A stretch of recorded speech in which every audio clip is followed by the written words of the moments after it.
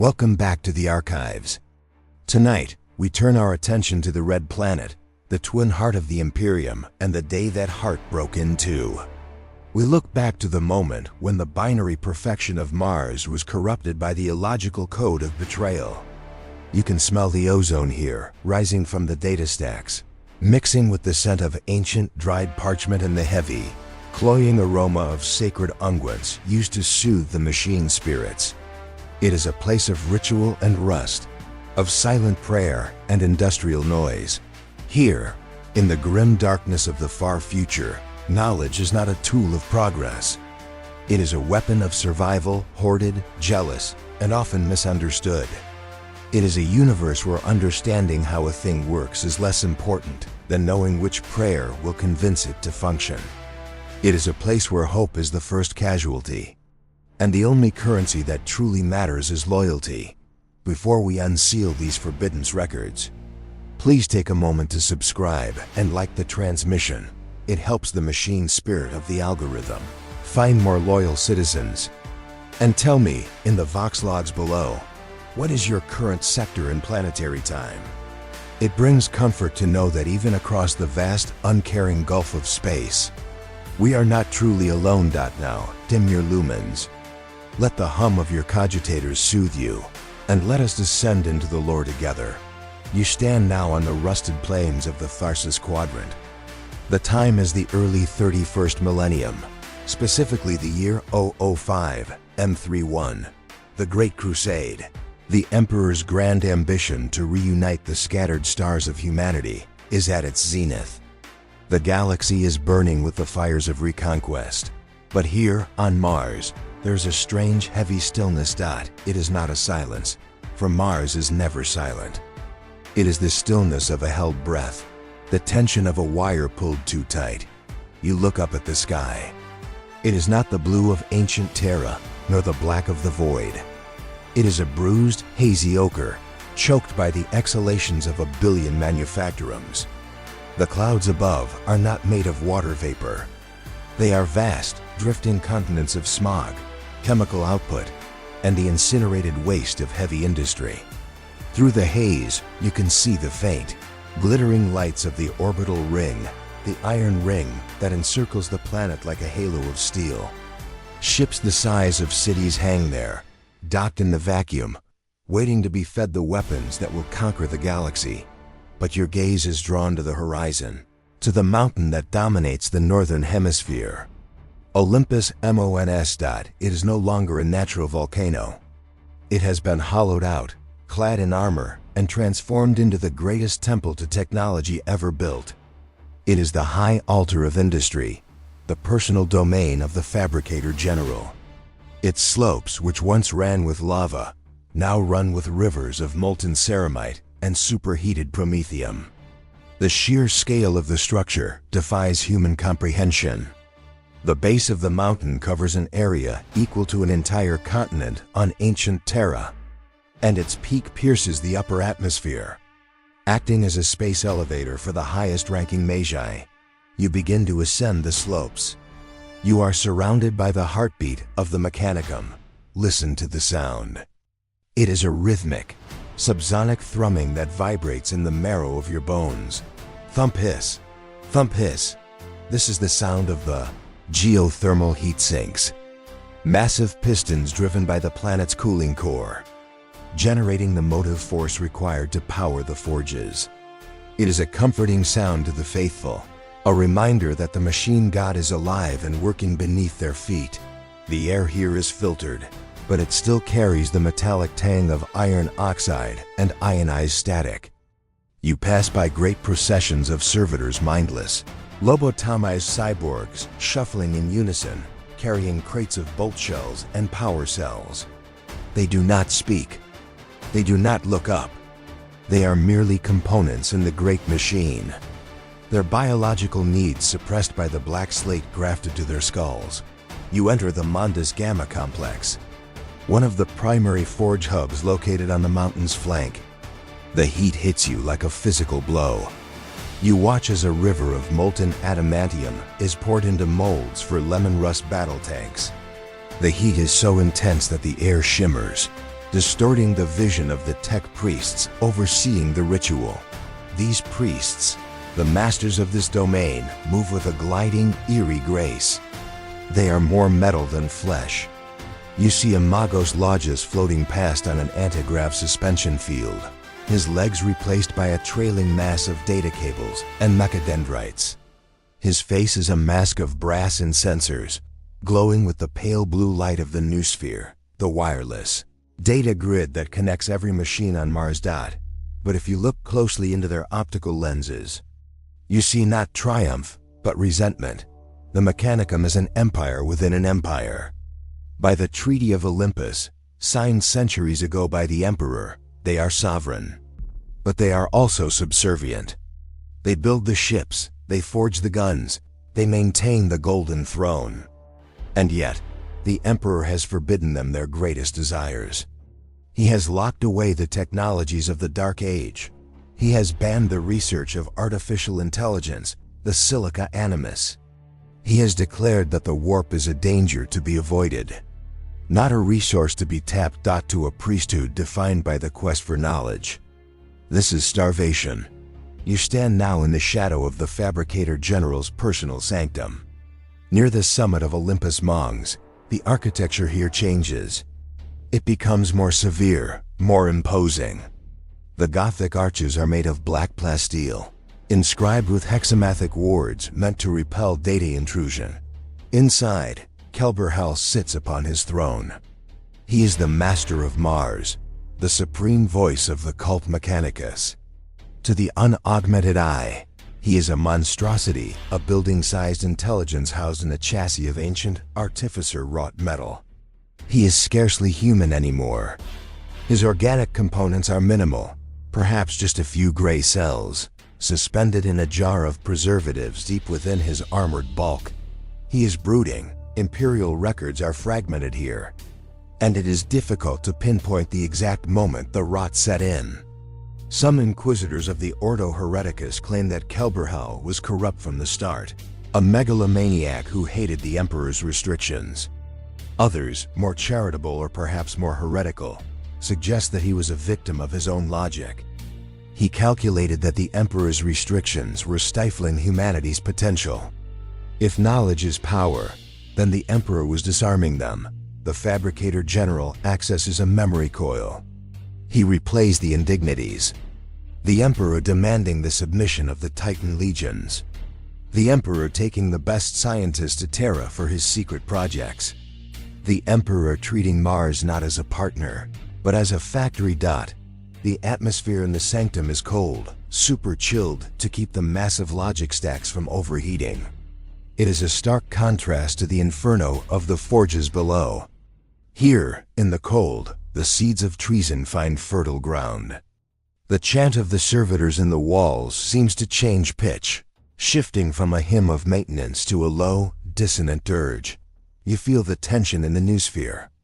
It is like the static charge before a lightning strike.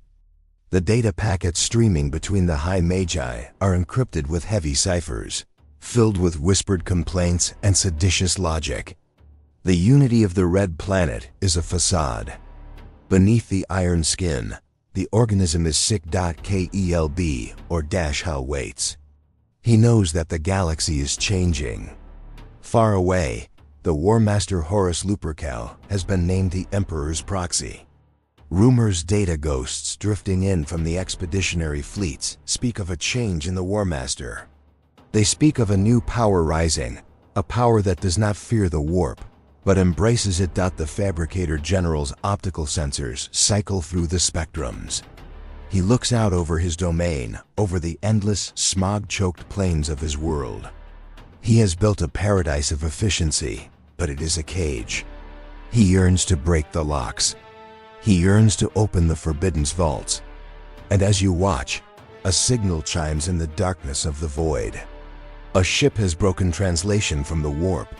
It is not an Imperial trade hauler. It is a vessel of the 63rd Expeditionary Fleet. It carries a messenger. It carries a key. The high altar of industry is prepared. The sacrifice is ready. But the offering will not be oil or incense. It will be the very soul of the Mechanicum. The silence of the sanctum deepens, heavy with the weight of the betrayal to come. The heavy adamantium doors of the Fabricator General's sanctum do not open for men. They open only for data, and the figure standing before them is no longer merely a man. He is a walking repository of secrets, a vessel reshaped by the fires of war and the cold logic of survival. You watch as adept Regulus enters. He was once a simple representative, a liaison between the Mechanicum and the War Master's 63rd Expeditionary Fleet, but the galaxy has been cruel to Regulus. During the war against the Eurasian technocracy, he was nearly destroyed. The Regulus you see now is a reconstruction, a patchwork of high-grade bionics and experimental plating. His movement is jarring, heavy, the hydraulic hiss of his limbs echoing in the silence of the sanctum. One of his eyes is a glowing, multifaceted sensor array that cycles through the electromagnetic spectrum, hunting for weakness. He does not bow to Kelbor-Hal. In this new era, the old protocols are beginning to rust. He stands tall, projecting a hologram from his chest unit, a direct communication clearance from the vengeful spirit, the flagship of War Master Horus. The air in the chamber seems to drop another 10 degrees. The incense smoke stagnates, refusing to rise. You can feel the weight of the moment pressing against your temples. This is not a diplomatic envoy. It is a serpent entering the garden. Regulus speaks, and his voice is a grinder of synthesized static. Fabricator General, I bring greetings from the War Master, and I bring a truth that the Emperor has sought to deny you. He steps forward, his mechadendrites uncoiling like metallic snakes. In his grasp, held with a reverence usually reserved for the Messiah himself, is a data casket. It is made of black iron, etched with fractals that seem to shift when you look at them directly. Let us pause to examine the significance of this object. In the 41st millennium, the Adeptus Mechanicus hunts for STC fragments, standard template constructs like starving men hunting for crumbs. An STC is the Holy Grail, a blueprint from the dark age of technology that explains how to build the miracles of the past. A single fragment for a better combat knife is enough to earn a planetary governorship. Regulus holds not a fragment, but a library. These are the spoils of the Eurasian technocracy. The technocracy was a human civilization discovered by Horus, one that had maintained the scientific heights of the Dark Age. They had STCs for weapons, for power generation, for cogitators that could think faster than a human mind. The Emperor ordered them destroyed. He feared their independence. He feared their abominable intelligence. But Horus saved the data. The Emperor calls this heresy, Regulus intones, the data casket pulsing with a faint, violet light, a color that does not belong in the spectrum of the holy machine. The Emperor claims that knowledge is dangerous. He hoards the best for his Terran vaults and leaves Mars with the scraps. He treats the priesthood not as architects of the future, but as custodians of a museum. You watch Kelbor-Hal's reaction. The Fabricator General does not move, but in the Noosphere, the wireless realm of data, he is a storm of activity. His logic stacks are running billions of simulations per second. He's calculating the risk. He is calculating the profit. Regulus connects the casket to the sanctum's input port. The serpent's gift is delivered. You witness the data transfer. It is visceral. It is not a simple download. It is an injection.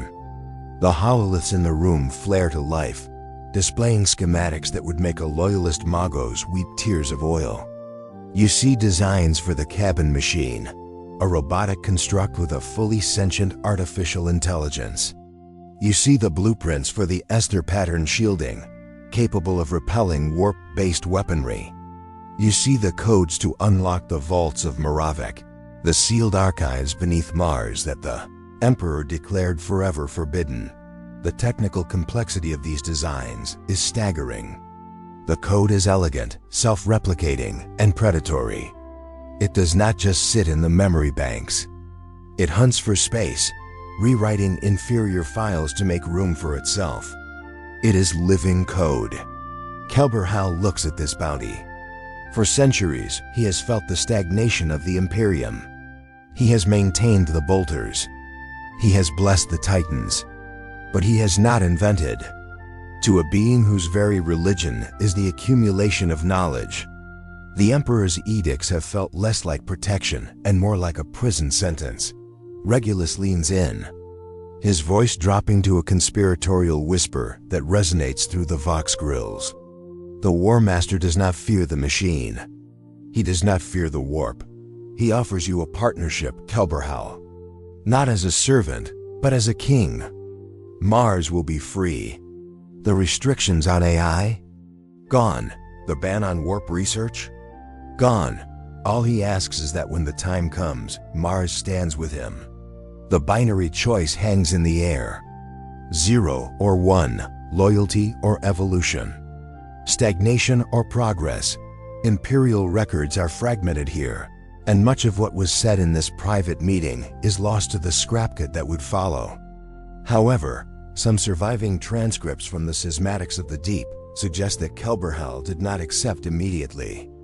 He hesitated, not out of loyalty to the Emperor, but out of fear of the price. He knew that the Auratian data was tainted.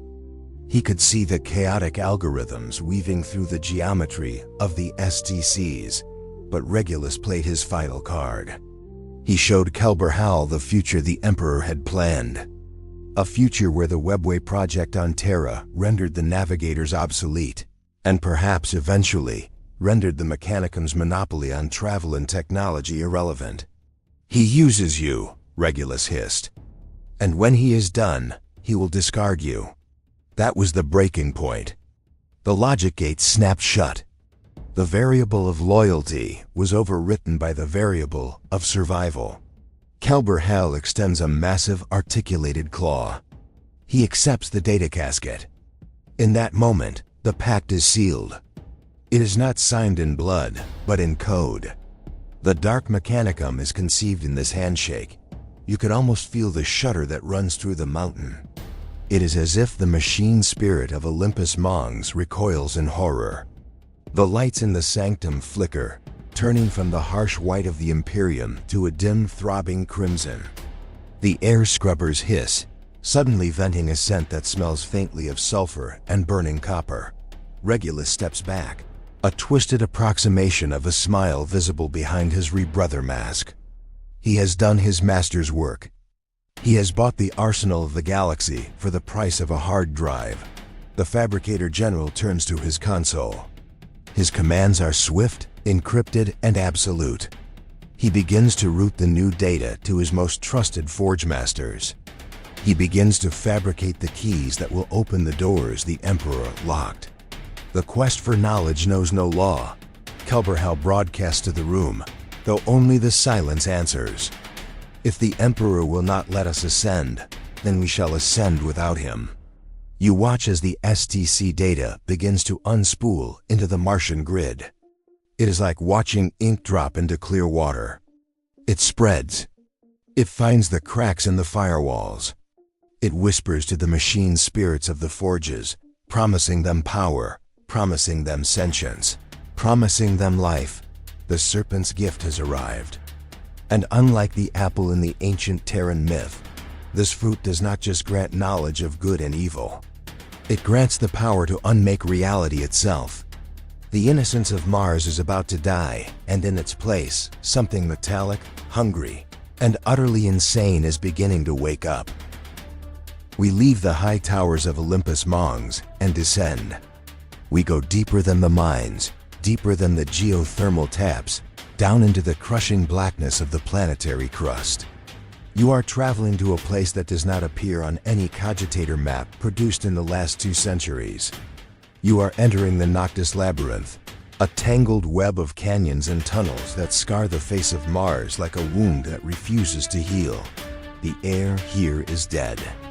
It does not circulate. It hangs heavy with the dust of millennia, undisturbed until now.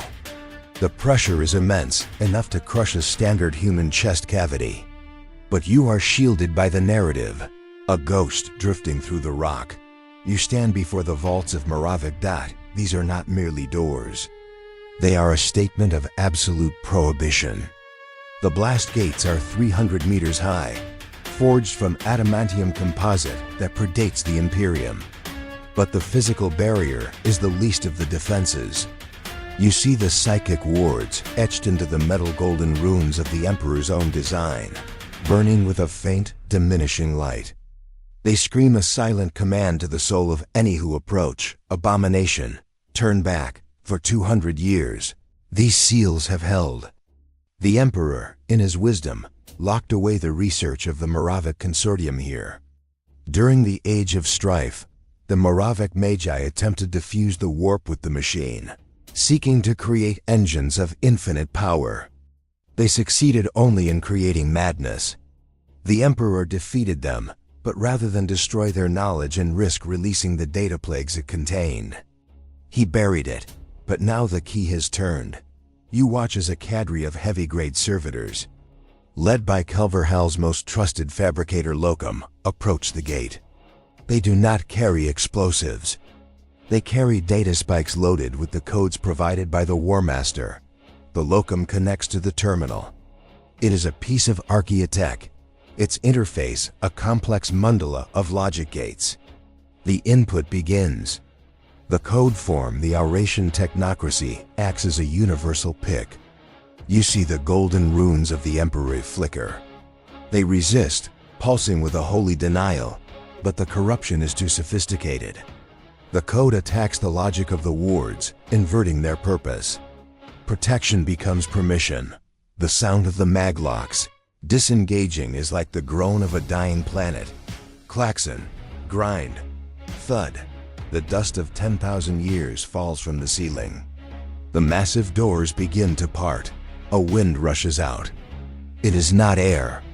It is a psychic exhalation. It smells of ozone, copper, and something sweet like rotting flowers. It is the scent of the warp, stale and trapped, finally tasting the physical world again. You walk inside. The Vaults of Moravec are not empty. They are lined with stasis pods and data stacks that pulse with a sickly witchlight luminescence. This is a library of nightmares. Here lies the formula for the Sarkosan wave, a frequency that liquefies bone. Here lie the schematics for the Desolator engine, a demon trap made of brass and hate. But the prize is not just on the shelves. It is waiting in the central testing chamber.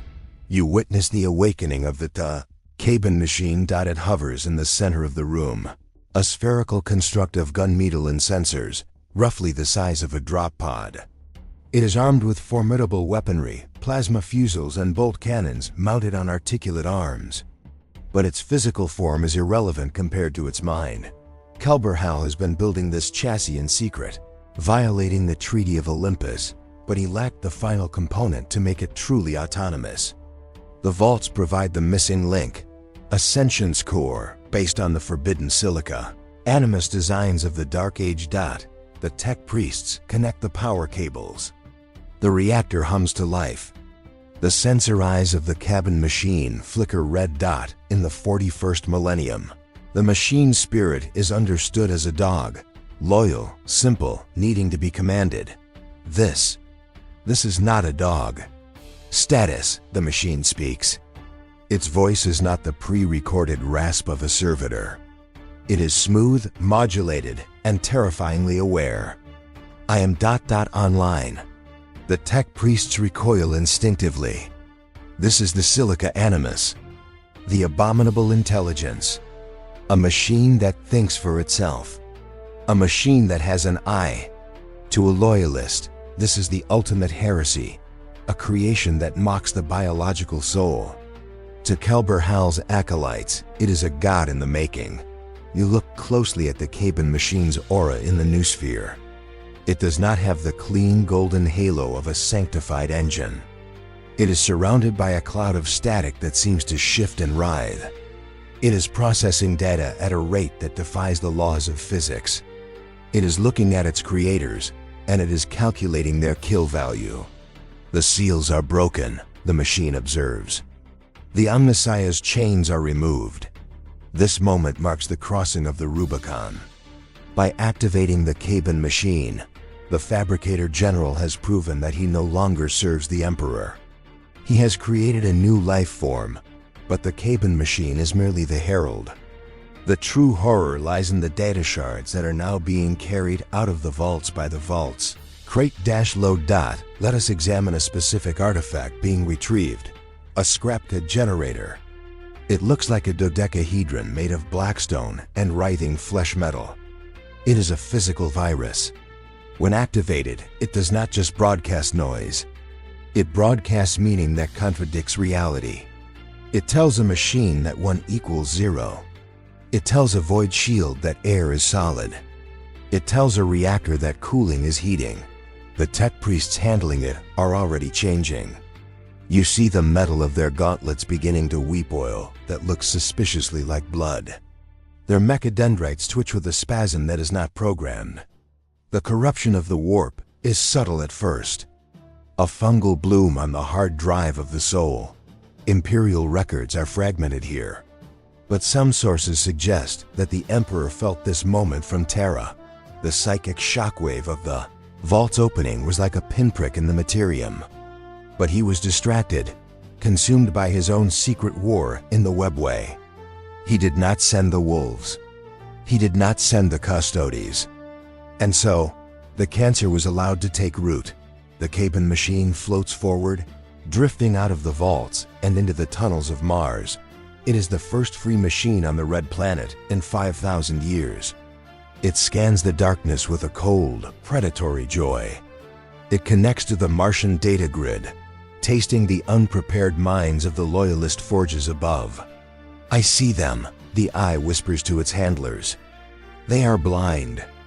They are slaves. Shall we wake them? The locum nods. Wake them all. You stand at the threshold of the open vaults, looking back into the dark. Shadows seem to dance in the corners of your vision entities that have slipped through the breach in reality. The dark knowledge is loose. It is no longer theoretical. It is physical, it is armed, and it is thinking. The betrayal is no longer a political maneuver in a high tower. It is a plague that has just been released into the ventilation system. The cabin machine ascends towards the surface, a metallic shark swimming up to the feeding grounds, ready to show the galaxy why the men of iron were feared enough to be erased from history. The vaults of Moravec are open, and hell is following close behind. The vaults are open, the Daemon machine is loose, and now the true weapon is deployed. It is not a bomb, nor a titan, nor a virus of the biological kind. It is a contagion of pure logic, corrupted by the impossible physics of the warp. It is the scrapcode. You are witnessing the death of Innocence. This term is not a metaphor, it is the literal designation, recorded in the blackened annals of the Red Planet for the moment the Martian Noosphere, the collective digital consciousness of the planet is murdered. You stand in the central cogitator hub of the Ipluvian Maximal Forge. This is a cathedral of data, a space filled with miles of server banks, humming with the blue light of efficient processing. Thousands of Lex mechanics and datasmiths are plugged into the grid, their minds swimming in the ocean of information, regulating the traffic flow of millions of cargo haulers and the energy output of the plasma reactors. It is a symphony of order, a testament to the Emperor's vision of a unified, logical humanity. It begins as a glitch. A single datasmith, monitoring the localized weather control grid, pauses. His optical implants flicker. He receives a packet of data from the southern hemisphere, from the direction of the vaults. It is a string of code that shouldn't exist. It possesses a chaotic geometry, a fractal pattern that hurts the mind to visualize. He tries to parse it. Error. Logic. Loop. Syntax impossible. He tries to delete it. Access denied. The code fights back. You watch as the datasmith begins to scream. It is a sound of absolute digital agony. The scrapcode is not just overwriting his files. It is rewriting his neural pathways. It is telling his brain that his blood is acid. It is telling his heart that it is a bomb. He claws at his face, tearing away his own rebreather mask as black oil pours from his eyes and ears. The logic, it burns. The patterns, they are singing. He gibbers, his voice dissolving into static. Then, the infection jumps. It travels through the hardline connection from the datasmith's skull into the main server bank. You see the lights in the cathedral shift. The cool, calming blue turns to a sickly, bruising violet. The hum of the cooling fans rises to a shriek, a discordant mechanical wail that sounds terrifyingly like a human scream. The scrapcode spreads at the speed of thought. It hits the traffic control systems first. You look up through the transparisteel dome of the hub. The sky of Mars is usually a choreographed ballet of heavy bulklanders and cargo shuttles moving in precise lanes. Now the choreography turns into a slaughter. The guidance systems of 1,000 ships are simultaneously rewritten. Up becomes down. Slow becomes full thrust. You watch in horror as a massive ore hauler, fully loaded with raw adamantium, suddenly pitches nose down and accelerates. It slams into a floating orbital dock. The impact is silent in the vacuum, but the explosion blooms like a hateful flower, raining burning wreckage down onto the forge temples below. Another ship fires its maneuvering thrusters erratically, spinning out of control and shearing the wing off a neighboring transport. The sky begins to rain fire. It is a rain of burning metal and falling crews. A technological apocalypse orchestrated by a single line of bad code. Back inside the hub, the contagion has reached the assembly lines. You move to the manufacturing floor. Here, automated robotic arms are assembling bolters for the Imperial fists. The scrapcode hits them. The arms spasm. The precise rhythmic movements turn violent. You watch a welder arm suddenly swing around and drive its plasma torch into the chest of the supervising tech priest. The assembly line does not stop. It continues to work, but now it is building monstrosities.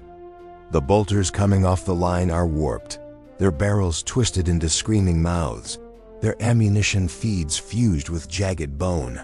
The horror is the intent. This is not random malfunction. The scrapcode has a will. It hates the order of the Mechanicum. It wants to turn the precision of Mars into a slaughterhouse. Let us examine the technical effect on the machine spirit. Every complex machine in the Imperium has a rudimentary pseudo-intelligence, a spirit that must be appeased. The scrapcode tortures these spirits. A Land Raider tank sitting in a repair bay suddenly locks its hatches and fires its last cannons into the wall, convinced it is surrounded by demons. A void shield generator overloads its capacitors, detonating with the force of a tactical nuke, because the code told it that existence is pain. You stand amidst the chaos of the Ipluvian Maximal Hub. The screaming of men and machines has merged into a single cacophony. The loyalist tech priests are trying to fight back. They are physically severing data cables with power axes, trying to create air gaps to stop the spread. Cut the hard lines. Purge the cache. Amagos Damina shouts, her mechadendrites whipping around her, decapitating a servitor that has gone berserk. But it is too late. The scrapcode is in the air. It is broadcasting on all frequencies. You see a young adept, unaugmented, huddled under a console. He holds a data slate, trying to send a distress signal to Terra. The screen flickers. A face appears on the slate, a face made of static and agonized pixels. It speaks to him with a voice that sounds like grinding glass. Kill. The adept stares at the screen, his eyes glazing over. The code bypasses his optic nerves and burrows into the primitive centers of his brain. He stands up. He draws his last pistol. He turns to his mentor, the Magos Damina, and shoots her in the back of the neck. This is the true horror of the death of Innocence. It turns the very strength of the Mechanicum, their connectivity, into their doom. They are a hive mind, and the hive has caught a virus. To be connected is to be infected. To be offline is to be blind. Kelbor-Hal watches from his high tower. He sees the lights of the loyalist forges winking out one by one, replaced by the red glare of fires and the violet pulse of the corruption. He does not see tragedy. He sees a formatting error being corrected. The weak code is being purged. The strong code, the code that can survive the warp, is taking over. Imperial records are fragmented regarding the initial lethality rate of the virus. Some scholars of the Ordo Machinum suggest that within the first hour of the release, nearly 40% of the Martian population died. They died from crashing shuttles, exploding reactors, or simply from their own cybernetics turning against them. It was a genocide committed by software. The innocence is gone, the Fabricator General whispers to the cabin machine standing at his side. Now the wisdom begins. You walk through the ruins of the hub. The air is thick with smoke and the smell of cooked circuitry. The loyalists are confused, isolated, and their own machines are hunting them. The stage is set for the second wave, the physical extermination. The guns of the Titan legions are turning, and the brother war is about to spill from the digital realm into the streets of Iron Dot. The silence that defined the archives is gone. The red planet is screaming, and in the darkness of the Noosphere, the wolves are gathering for the feast. We move now from the eye to the mind. We leave the smoke-choked manufactorums and enter the invisible realm that overlays the red planet, the Noosphere dot. To understand the full horror of this betrayal, you must understand how a tech priest sees the world. They do not rely solely on the biological jelly of the retina. They view reality through a filter of augmented data, projected directly into their cerebral cortex via neural shunts. When a Magos looks at a generator, he sees the physical machine, but he also sees a halo of golden light, the diagnostic data, the temperature, the prayer status, the spirit-health dot. This is the Noosphere. It is a digital heaven, a realm of pure information, order, and light. It is the closest thing the Mechanicum has to an afterlife. But now, heaven is burning. You are floating in this digital ether, observing the perspective of a high-ranking logis stationed at the databanks of the Librarium Technologis. Moments ago, the Noosphere was a symphony of ordered columns and flowing streams of binary. Now the sky of data has turned the color of bruised meat. The infection does not behave like a computer virus. A virus is cold. It deletes or copies. This is cruel. You watch the avatars, the digital representations of the tech priests within the network. They are being hunted. Great wolves made of jagged black static are tearing through the firewalls. When a wolf catches an avatar, the feedback loop is instant. In the physical world, the tech priest's brain boils. In the digital world, their soul is devoured. Let us examine the haptic interface shunt. This is the standard port located at the base of the skull, connecting the biological brain to the planetary grid. Under normal operation, it regulates the flow of information, preventing sensory overload. The scrapcode attacks the shunt first. It bypasses the safety limiters. It floods the brain with basilisk data, images, and equations that are geometrically impossible. You witness a Lex mechanic attempting to firewall a sector of the archives. He is a brave soul, his mind fortified by decades of mental conditioning. He constructs a barrier of logic, a wall of pure mathematics to hold back the tide. But the scrapcode does not batter down the wall. It whispers to it. The wall begins to weep.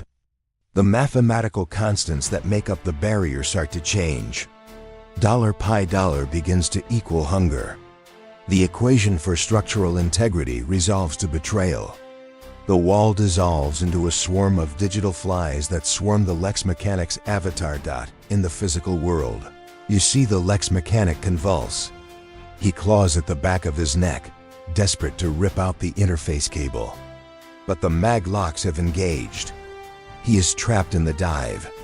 His eyes roll back, displaying only static. He begins to chant, his voice changing pitch, overlapping with itself as his vocal synthesizer is hacked. "See the truth," he gargles, the words distorted by the boiling coolant in his throat. Then, his head explodes. The internal pressure generated by the overheating wetware blows his cranial plating apart, spraying the console with gray matter and superheated coolant. This scene repeats across the planet. The Noosphere, once the tool of unity, has become a torture chamber.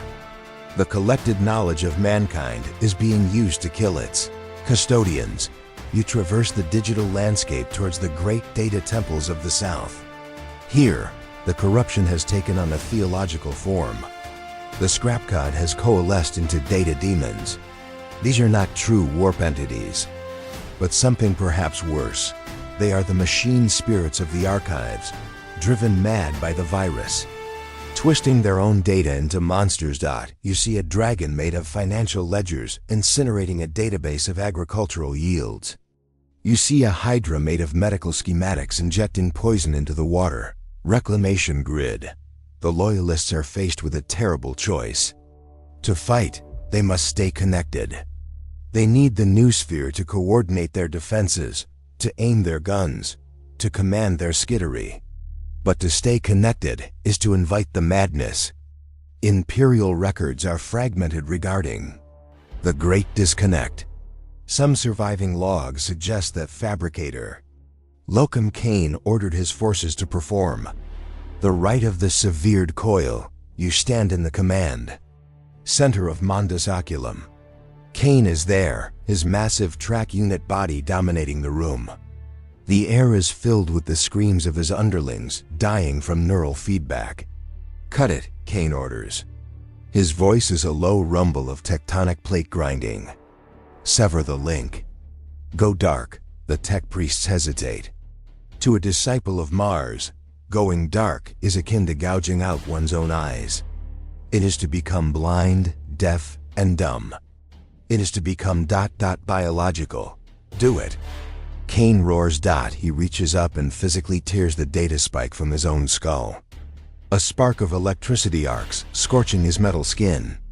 One by one, his officers follow suit. They rip out the cables. They smash the wireless transmitters. The silence that follows is profound.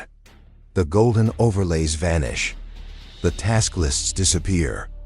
The comforting hum of the collective consciousness dies. They are left alone, trapped in their own singular minds, looking at the world with nothing but their optical sensors. They are safe from the scrapcode, but they are terrified. They feel small. They feel isolated. But there is a scholarly ambiguity here that haunts the surviving texts. The scrapcode. It didn't just destroy data. It revealed things. Some inquisitors of the Ordo Machinum speculate that the virus unlocked the encryption on the Omega Vaults, deep storage layers that even the Fabricator General didn't know existed. For a brief second, before their minds burned out, some tech priests saw the true history of the Mechanicum. They saw the origins of the machine god. They saw the truth about the void. Dragon beneath the Noctis Labyrinth. Did they go mad because of the virus? Or did they go mad because they saw a truth that the human mind was never meant to comprehend? You watch a dying Magos on the floor, his brain frying from the inside. He grabs your robes with a convulsing claw. It isn't a god. He wheezes, oil bubbling from his lips. It's a prisoner. He dies before he can finish. The madness in the Noosphere has done its work. The communication network of Mars is shattered. The loyalist forces are fragmented, blind, and terrified. The traitor forces, however, revel in the noise. The Dark Mechanicum embraces the scrapcode. They let it rewrite their souls. They do not disconnect. They integrate. You see a traitor Magos, his body glowing with the violet witchlight of the corruption. He stands amidst the digital fire, conducting the chaos like an orchestra. He sends a command through the infected grid, a command that will wake the giants. The mind of Mars is broken. Now the fist will fall. The god machines are waking up, and they are listening to a new master. The digital scream of the Noosphere fades into the background, replaced by a sound that is felt in the gut rather than heard with the ears. It is the tectonic thumping of god engines walking to war. We shift our gaze now to the vast ferrocrete plains of the Ismenius Lacus, the staging grounds of the Collegia Titanica. Here, the greatest weapons in humanity's arsenal are stabled. These are the Titans' towering cathedrals of war, clad in meters-thick adamantium, capable of leveling cities with a single volley. For 2 centuries of the Great Crusade, these machines walked side by side, their princeps sharing brotherhood, their crew sharing glory. But today, the brotherhood ends. You are witnessing the betrayal of the Legio Mortis, the Death's Heads. You stand in the shadow of the Aquila Ignis, a warlord-class battle titan. It is a beast of ancient majesty, standing over 30 meters tall. Its armor is painted in the deep crimson and obsidian of the Mortis Legion, adorned with the skulls of beasts slain on 1,000 worlds. Inside the command cockpit, floating in a tank of amniotic fluid, is Princeps Camullos. He has received the code from Kelbor-Hal. The scrapcode has not driven him mad. It has liberated him. It has whispered to him the promise of the War Master, a galaxy ruled by the strong. A galaxy where the Titan is not a servant of the infantry, but a god to be worshipped. Across the staging ground, the Titans of the Legio Tempestus, the Storm Lords, are powering up. They are confused. Their sensors are blinded by the scrapcode storm. They see their brothers in the Legio Mortis moving into firing positions. But their logic cores refuse to accept the data. Brother, hails the princeps of the Deus Tempestus. A Reaver Titan. Your reactor output is spiking. Your weapons are locking. Disengage targeting protocols. Compliance requested. There is no answer. Only the low, mournful blast of a war horn. It is the sound of judgment. You watch as the Aquila Ignis fires. Let us examine the physics of this atrocity. The weapon on the warlord's right arm is a bellicosa volcano cannon. It does not fire a shell. It channels the fury of the Titan's plasma reactor into a coherent beam of laser energy. The heat generated is hot enough to vaporize rock instantly. The beam strikes the Deus Tempestus point blank. Usually, a Titan is protected by void shields, layers of energy that displace kinetic and thermal force into the warp. But the Tempestus Titans are unprepared. Their shields are cycling. The beam hits the naked armor of the Reaver's torso. You see the adamantium plate flash into white mist. The beam punches through the chest, melting the reactor housing, the crew deck, and the princeps in his tank in a fraction of a second. The Reaver Titan does not fall immediately. It stands there for a heartbeat, a gaping, glowing hole in its chest. Before the internal fusion reaction goes critical, the explosion is blinding. A miniature sun is born on the plains of Mars. The shockwave knocks over the smaller Warhound Titans nearby like toy soldiers. The mushroom cloud rises 10 kilometers into the smog-choked sky, mixing with the debris of the orbital war above. The firing of the Aquila Ignis is the signal. All across the staging grounds, the Legio Mortis opens fire. This is not a battle. It is an execution. The Legio Tempestus, the loyalists who held true to the Emperor, are slaughtered in their pens. They scramble to bring their shields up, to return fire, but they are outflanked and outgunned. You watch a pack of warhounds from the Mortis Legion hunting down a wounded warlord. They move with the predatory grace of wolves, their plasma blast guns stripping away the giant's shields layer by layer. They are efficient. They are cold. They show no hesitation in destroying machines that are technically holy relics. The ground shakes with the fall of gods. Every time a Titan falls, the earth trembles. The air is thick with the smell of ozone, burning promethium, and the unique, copper scent of vaporized blood. But the horror is not just in the destruction. It is in the change coming over the traitor machines. You look back at the Aquila Ignis as it bathes in the destruction of its kin. Something warp-touched begins to happen. The scrapcode infection, combined with the psychic resonance of the slaughter, triggers a metamorphosis. The cooling vents, which should hiss with white steam, begin to bleed black smoke that forms screaming faces. The armor plating seems to ripple, as if the steel muscle beneath is flexing. Imperial records are fragmented here, and scholars debate furiously about the nature of the Dark Mechanicum Titans. Did the machine spirits within these Titans corrupt the Princeps? Or did the traitorous souls of the Princeps corrupt the machines? Some inquisitors claim that the Legio Mortis had been corrupted long before Mars. They say that on the worlds of Davin and Istvin, the machine spirits tasted the blood of Astartes and found it sweet. They say that the Titans wanted this. They resented the leash of the Emperor. They wanted to be the monsters they were built to be. You stand amidst the wreckage of the Legio Tempestus. The Stormlords are broken. Their burning carcasses litter the plain, their machine spirits screaming into the ether as they die. The survivors flee, scattering into the wastes, trying to link up with whatever loyalist forces remain. The Legio Mortis stands triumphant. They sound their war horns again, a chorus of victory that resonates across the entire planet.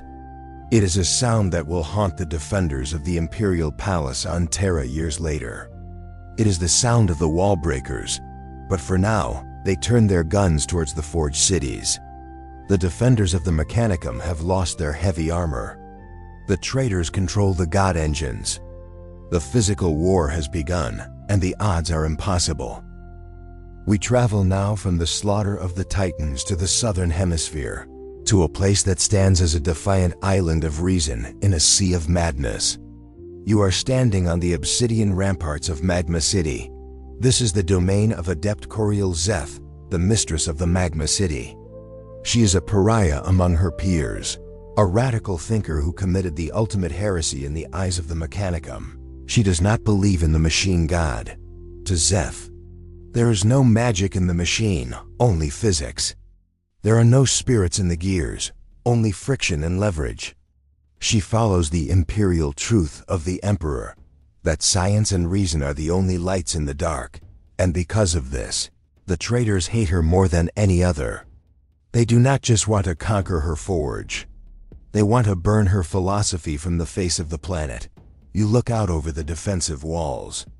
The Magma City is built directly atop a volcanic vent, harnessing the geothermal fury of the planetary core. The air here shimmers with heat distortion so intense that it bends the light, making the horizon look like a painting left out in the rain. The structures are not the rusted Gothic of the north. They are sleek, bronzed, and functional. It is a glimpse of what the Mechanicum could have been if it had not fallen into dogma. But now, that vision is about to be tested by fire. The enemy is coming. They do not march in orderly ranks.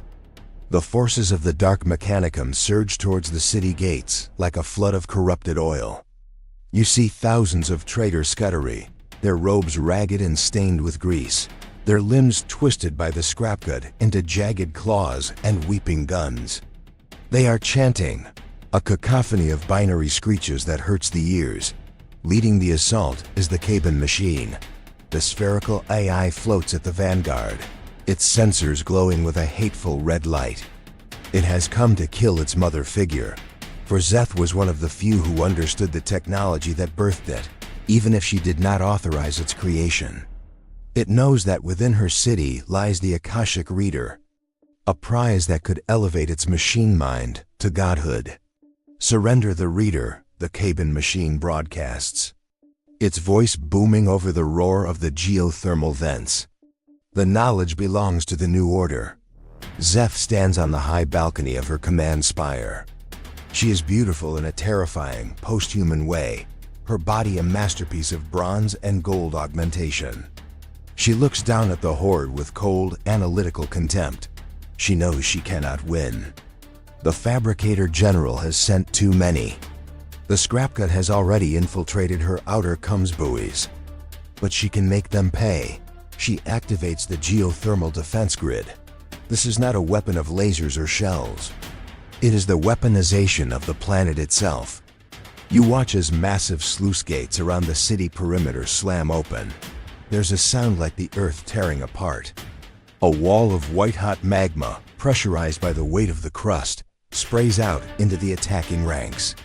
It is a tsunami of liquid rock. The front lines of the traitor armies simply vanish.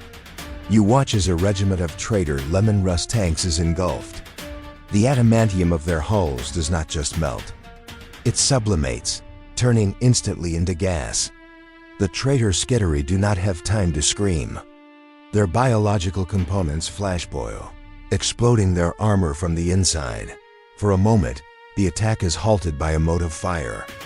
The landscape outside the walls is turned into a hellscape of cooling slag and burning wreckage. But the Dark Mechanicum has brought horrors that defy physics. From the rear of the traitor lines, you see movement. Monstrosities of brass and bone scuttle forward. These are Daemon Engines. They are the unholy fusion of the warp and the machine, birthed in the corrupted forges of Kelbor-Hal. You see brass scorpions, multi-legged tanks possessed by the demons of Khorne. You see blood slaughterers, frenzied constructs that run on legs of enchanted iron. They push through the lava. The molten rock burns them. Yes, you can see their metal skin blistering and peeling, but the demons inside drive them forward, ignoring the damage. They do not feel pain. They only feel the need to kill. They climb over the melting wreckage of their allies. Driven by an insatiable hunger, the siege enters a new, brutal phase. The Daemon Engines reach the walls. They dig their claws into the ferrocrete and begin to climb. Szeth's defenders, the Castellax battle automata, move to intercept. These are towering robots of the Legio Cybernetica, programmed for absolute loyalty. They wield shock chargers and bolters, smashing the smaller traitor skittery into paste. You watch a Castellax engage a blood slaughterer on the ramparts. It is a clash of logic versus rage.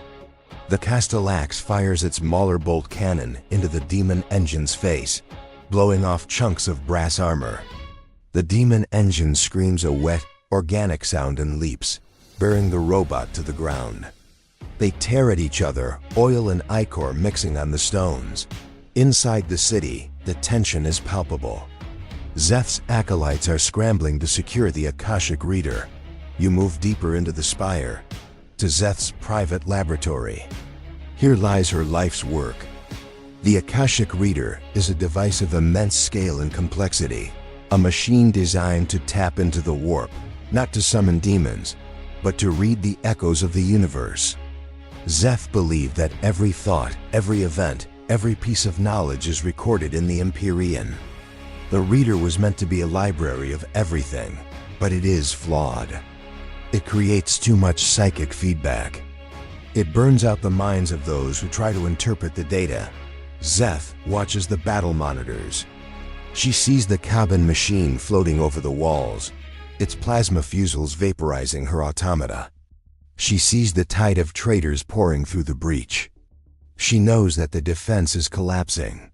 "They want the reader," she says to her fabricator locum, her voice calm amidst the explosions rocking the spire. "They want to turn it into a weapon for the War Master." She looks at the machine, a shimmering lattice of silver coils and psychic dampers. It is the greatest invention of the age, a device that could have elevated humanity to a new plane of understanding. Now it is a liability. She begins to input new commands into her console. These are not defense protocols. They are overload protocols. The defenses will hold for another hour, she calculates. Use that time to purge the archives. Destroy the prototypes. If they want this city, let them have ash. You stand on the balcony, looking down at the carnage. The magma city is burning, lit by the fires of its own defense and the weapons of the enemy. The sky is thick with the smoke of the dying. It is a tragic tableau of the schism, the brilliant, forward-thinking science of Szeth being crushed by the brute, superstitious force of the Dark Mechanicum. The siege is not just a battle for land. It is a battle for the soul of Mars. And as the Daemon Engines claw their way up the spire, it becomes clear that reason is losing. The darkness is rising, and the only light left is the fire that will soon consume everything. From the smoking crater that will soon be Magma City, we shift our gaze northward, traversing the war-torn equators of the Red Planet. We move away from the pyre of Coriol Zeth and towards the last bastion of the Emperor's light on Mars. You are standing now on the Fabricator ramparts of Mondus. OCCOULUM. This is the forge fiefdom of Fabricator. Locum Zagrus Kane. If Kelbor-Hal is the corrupted heart of the Mechanicum, Kane is its iron will. While the rest of the planet descends into the madness of scrapcode and demon worship, Mondus Oculum remains a fortress of rigid, unyielding order, but it is a fortress under siege. You look up at the sky. It is no longer the hazy ochre of the Martian day. It is a kaleidoscope of violence. The Iron Ring, the massive orbital shipyards that encircle the planet, has fallen to the traitors. The Dark Mechanicum now controls the high ground, and they are raining judgment down upon their former brothers. You witness a kinetic bombardment. These are not explosive shells. They are solid rods of dense tungsten, dropped from low orbit. They rely on simple gravity and terminal velocity. You watch them fall, streaks of burning white fire tearing through the atmosphere. They strike the void shields of Mondus Oculum with the force of tactical nuclear. Weapons crack, thrum, silence. The impact is felt before it is heard. The void shields flare a brilliant, blinding violet, turning the kinetic energy into harmless light and heat. But the strain is immense. You can hear the shield generators screaming, a high-pitched mechanical whine that sets your teeth on edge. The air smells of ozone so thick it tastes like copper on the tongue. In the center of this inferno stands Zagrus Kane. Let us examine the physiology of the leader of the resistance. He is the new man, the pinnacle of the Mechanicum's evolution. Yet he has taken a different path than Kelbor-Hal. Where Hal became a sprawling, building-sized intelligence, Kane has condensed himself into a compact engine of war. He possesses no legs. His torso is mounted upon a heavy-duty tracked chassis, similar to that of a battle tank. He does not walk. He rolls, the heavy treads grinding the rockcrete floor with a sound of inexorable purpose. His face is a mask of polished steel, devoid of human features save for the glowing red lenses of his optical sensors. He wears the black and yellow heraldry of his forge, colors that will one day be associated with the defiance of the Imperial Fists. But for now, they represent the stubborn refusal to bow to treason. Kane is calculating. He is not prone to the emotional outbursts of the unaugmented. He looks at the tactical hololiths, which show a planet drowning in red icons. He sees the traitor Titan legions marching towards his gates. He sees the Kaban machine hunting in the wastes. He sees the scrapcode gnawing at his firewalls. He knows the mathematical probability of victory is 0.00%, and yet he fights. Imperial records are fragmented regarding the relationship between Kane and Kelbor-Hal. Some scholars suggest a deep, festering rivalry that Kane resisted the heresy not out of loyalty to the Emperor, but out of hatred for his superior. They whisper that Kane felt he should have been Fabricator General, and that Kelbor-Hal's embrace of the warp was simply a miscalculation that Kane could exploit. But as you watch him command the defense, you see something else. You see a rigid adherence to the universal laws. The alien mechanism is a perversion, Kane intones, his voice a synthesized growl that echoes through the command bunker. The soul is the conscience of sentience. We do not bargain with the abominable. He is not a hero in the human sense. He is a creature of dogma. He fights because the logic of the traitors is flawed. To embrace the warp is to introduce infinite variables into a finite equation. It is bad math. And Zagrus Kane does not tolerate bad math. You watch the defense of the North Gate. The traitors send a wave of corrupted skittery against the walls. These are wretches whose cybernetics have fused with their flesh, driven by the madness of the scrapcode. They throw themselves at the defenses, firing radium carbines and screaming curses and static. Kane's defenders respond with the cold precision of the loyal. The skittery of Mondus Oculum are uncorrupted. They have severed their connection to the global Noosphere, blinding themselves to the wider world to save their souls. They fight in silence, relying on hardline cables and localized Vox-networks. You see a Castellan robot, a towering automaton of rounded armor and power fists holding the breach. Its datasmith stands behind it, manually inserting doctrinal wafers into its chest slot to change its combat protocols. Clunk hiss. Protocol changed. The robot switches from Aegis mode to Conqueror mode. Its phosphor blasters light up the night, firing burning white spheres of chemical fire that stick to the traitors and consume them. But the attrition is unsustainable. Every minute, another void shield generator blows out. Every minute, another section of the wall crumbles under the bombardment of the traitor titans. You stand next to Kane as he receives a hardline transmission from the orbital comes array. It is a localized burst, piercing the jamming of the iron ring. It is a voice from the void. It is the voice of the 7 Legion. Fabricator Locum. This is First Captain Sigismund of the Imperial Fists. Hold your ground. The stone is coming. Kane looks at the hololith. He sees a flight of assault rams and drop pods detaching from a massive strike cruiser that has just punched a hole through the traitor blockade. He sees the yellow heraldry of the Sons of Dorn. For a moment, the logic gates in Kane's mind pause. He runs a new simulation. The probability of survival jumps from 0.00% to 0.04%. It is not salvation, but it is enough. Open the silo doors, Kane commands, his mechadendrites twitching with renewed purpose. Prepare the cargo. The angels are here. You watch as the defenders of Mondus Oculum look up. The despair that choked the air vanishes, replaced by a grim, metallic resolve. They are no longer dying alone in the dark. The Emperor has sent his executioners. The battle for the North is about to shift. The resistance has found its teeth. The forge hums with a new energy, not of production, but of war.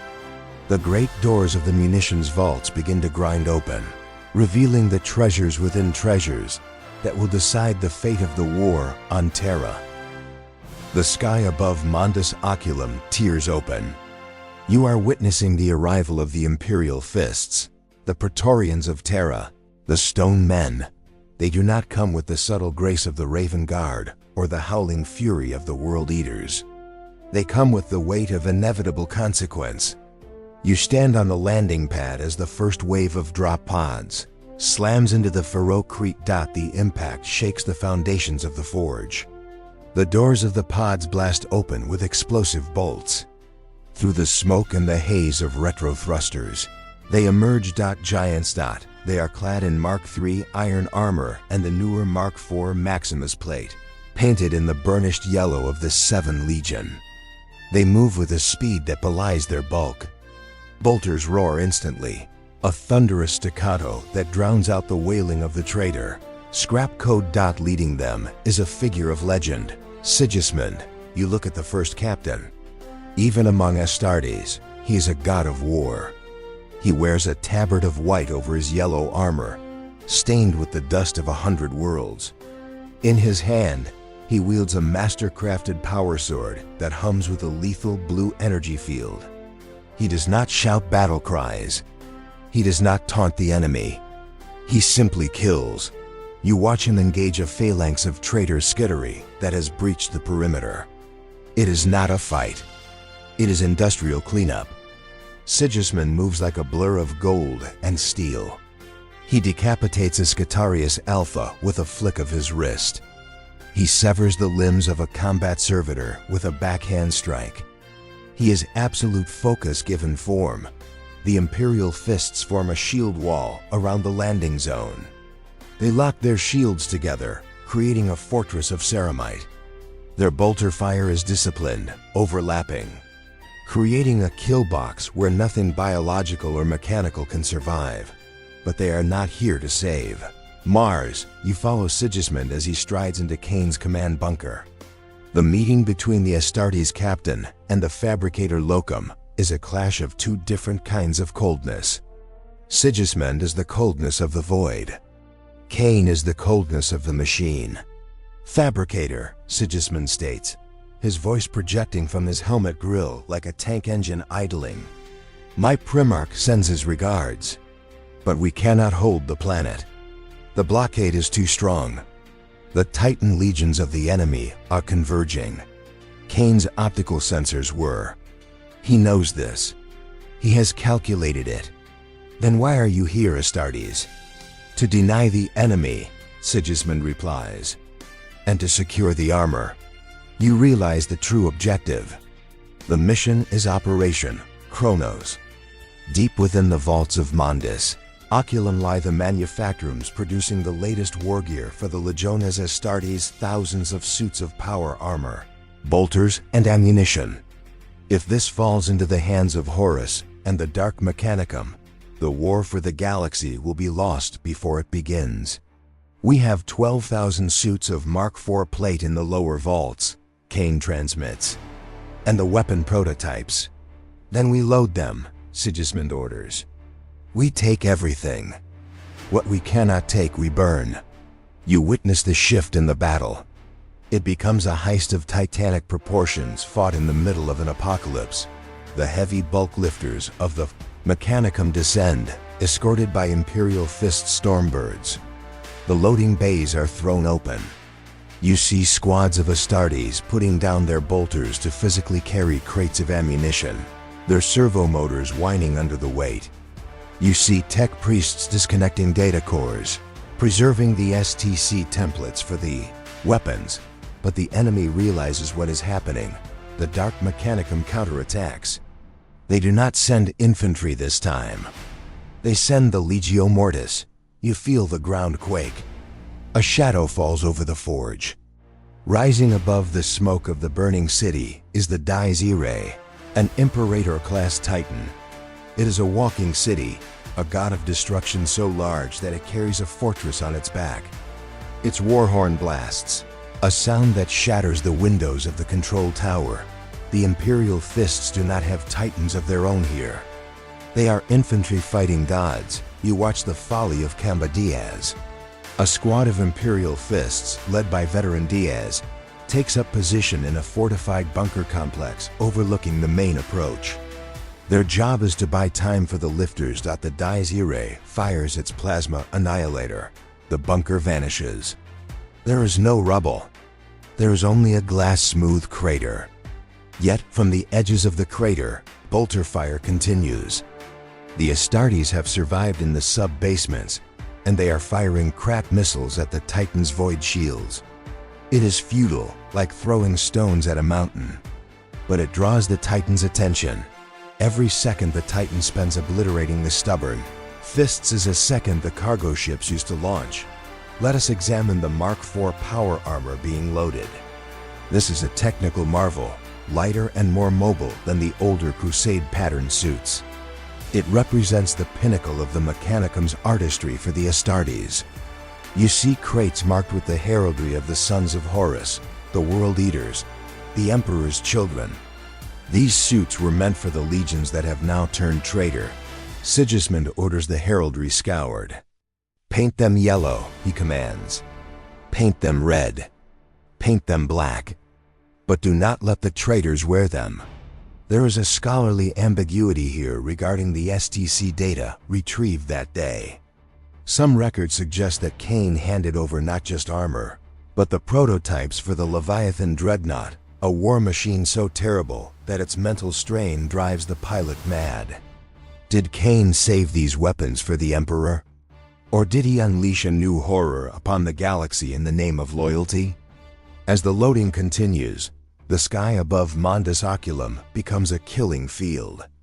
The traitor interceptors vicious, bat-winged Xiphon fighters possessed by machine spirits, driven mad by scrapcode swarm the rising cargo haulers. You watch an aerial duel. A loyalist Stormbird, heavy with crates of bolters, is raked by lost fire. Its starboard engine catches fire. The pilot, a servitor hardwired into the cockpit, does not panic. It calculates the trajectory. It realizes it cannot reach orbit. It chooses to become a weapon. The Stormbird banks hard and dives. It slams directly into the bridge of a traitor warlord Titan that was advancing on the landing pads. The impact is catastrophic. The Titan stumbles, its head crushed, and topples backward into the burning refinery, buying the evacuation fleet precious minutes. Sigismund watches this sacrifice. He turns to Cain. The last lifter is prepping. You must go, Fabricator. Cain looks at his forge. He looks at the walls he built, the reactors he tuned, the orderly lines of his life's work now being consumed by the chaotic fire of the Dark Mechanicum. He knows that by leaving, he is surrendering his home. He is becoming an exile. Mars remains, Cain says, his voice heavy with the weight of prophecy. We take the spirit. We leave the shell. He rolls onto the ramp of the final heavy lifter. The ramp closes. The engines flare. The Imperial fists form the rear guard. Sigismund is the last to board his Thunderhawk. He looks out at the ruins of the forge, at the swarms of traitor skittery climbing over the bodies of the fallen loyalists. He raises his sword in a salute to the dead. We will return, he vows, and we will bring the fire. The Thunderhawk blasts off, punching through the smoke, rising to join the convoy of heavy lifters that are running the gauntlet of the Iron Ring. They carry the future of the Astartes in their holds. They carry the armor that will defend the Imperial Palace. They carry the guns that will kill Horus. But behind them, Mars is burning. The red planet has turned black with soot and betrayal. The death of Innocence is over. The age of darkness has begun. The evacuation of Mondus Oculum was a miracle of logistics and heavy lifting, a brute force extraction of steel and ceramite. But while Sigismund and Cain secured the physical bodies of the future legions, another, far more delicate struggle was taking place. Deep within the canyon vaults of the Librarium Technologies, you are standing now in the deep archives, miles beneath the surface. This is not a place of clanging hammers and roaring furnaces. It is a cathedral of silence, a labyrinth of towering data crystal stacks and parchment, shelves that stretch up into the gloom like the pillars of a buried city. The air here is aggressively climate-controlled, smelling of sterile ozone and the dust of 10,000 years. This is the raid on the armor of Mars. The mission here is desperate. While the heavy lifters carried the mass-produced Mark IV armor, the tech priests of the Resistance knew that the blueprints, the STC fragments for the production of these weapons, were even more valuable. If the traitors possessed the means to produce infinite power armor, the war would be unwinnable. A single gun is a threat. The schematic for the gun is an empire. You watch a squad of skittery rangers, their red robes scorched and torn, moving through the library with the silent stalking gait of hunters. They are not fighting for territory. They are fighting for the concept of the future. Leading them is Magos biologist Vetheril. She is a terrifying figure of loyalty. She has purged her own organic components almost entirely, replacing them with crystal circuitry to resist the scrapcode infection. She moves with the jerky, staccato rhythm of a machine running on overdrive, her optical sensors cycling through the infrared spectrum, hunting for the enemy in the shadows. Secure the pattern, she commands. Her voice a burst of encrypted noise that bypasses the air and speaks directly to your Vox bead. The Phobos pattern bolter schematics. The Terminator tactical dreadnought armor specs. Take them all. The enemy is here too. From the shadows of the stacks, the Dark Mechanicum emerges. But these are not the disciplined soldiers of the past. You see Nagavolt cultists as Stek priests who have allowed warp entities to inhabit their electrographs. They do not walk. They twitch. They crackle with witch lightning, arcs of impossible colors leaping between their copper claws. Their eyes burn with the pale, sickly light of the Empyrean. "Why run, little sister?" One of them hisses, the voice sounding like grinding gears and static. The library is open. The data wants to be free. The firefight that erupts is fought at point-blank range amongst the holy texts. Galvanic rifles exchange fire with warp-lock pistols. You watch a loyalist Secretary Ranger pinned down, clutching a data core to his chest. A Nagavolt cultist lunges at him, electric arcs leaping from his weapon. The Ranger does not flinch. He realizes he cannot win. He detonates a melted charge on his own belt. Flash. Silence. Both vanish in a sphere of superheated air. The data core is destroyed. It is a loss, yes, but a calculated one. Better the data be ash than a weapon for the traitor. Veteka Cho R. Yeel reaches the central cogitator terminal. This is the prize, the master template for the Indomitus Terminator armor. This suit is designed to be the ultimate defense. A walking tank capable of surviving the vacuum of space and the fury of a plasma reactor meltdown. It is the future of the Astartes elite. She jacks her mechadendrites into the console. The download begins, but the scrapcode is waiting. You witness a battle of wills fought in the digital realm. As Vethril downloads the file, the virus attacks her mind. It shows her visions of a galaxy where flesh is obsolete, where machines scream in ecstasy, where the logic of the universe is replaced by the whim of the chaos gods. It tries to rewrite her. Loyalty, she screams in the physical world. Oil bleeds from her optical sockets. Her cooling fans spin up to a shriek as her brain temperature spikes. The logic holds, she screams, her voice distorting. The equation is balanced. She forces the download. She walls off sections of her own mind, sacrificing her memories, her personality, her very self, to create a quarantine zone for the data. She deletes the memory of her creation, the memory of her mentors, the memory of the Martian sky, just to make room for the armor plating specifications. Download complete. She disconnects. She stumbles back, smoke curling from her interface ports. She clutches the data core to her chest like a mother holding a newborn. She has the template, but the cost is etched into her physicality. Her movements are sluggish. Run, she broadcasts. Protocol, Exodus. You watch the retreat. It is a running battle through the labyrinth of knowledge. The Nagavolt cultists pursue, leaping from shelf to shelf like electric spiders. But they are not the only threat. The traitors have unleashed their ultimate denial weapon. They have unleashed the Phosphex. Let us examine this horrific substance, known in the dark tongues of the Mechanicum as the crawling fire. Phosphex is a rare, corrosive, toxic, and flammable compound. It does not just burn. It hunts. It is attracted to movement. It burns underwater. It burns in a vacuum. It cannot be extinguished by any standard means, short of exposing it to the absolute vacuum of space. You see a canister shatter against a bulkhead. The substance inside is a malignant, glowing blue mist that settles into a liquid fire. It spills onto the floor and immediately surges towards the fleeing loyalists. It eats through the ferrocrete.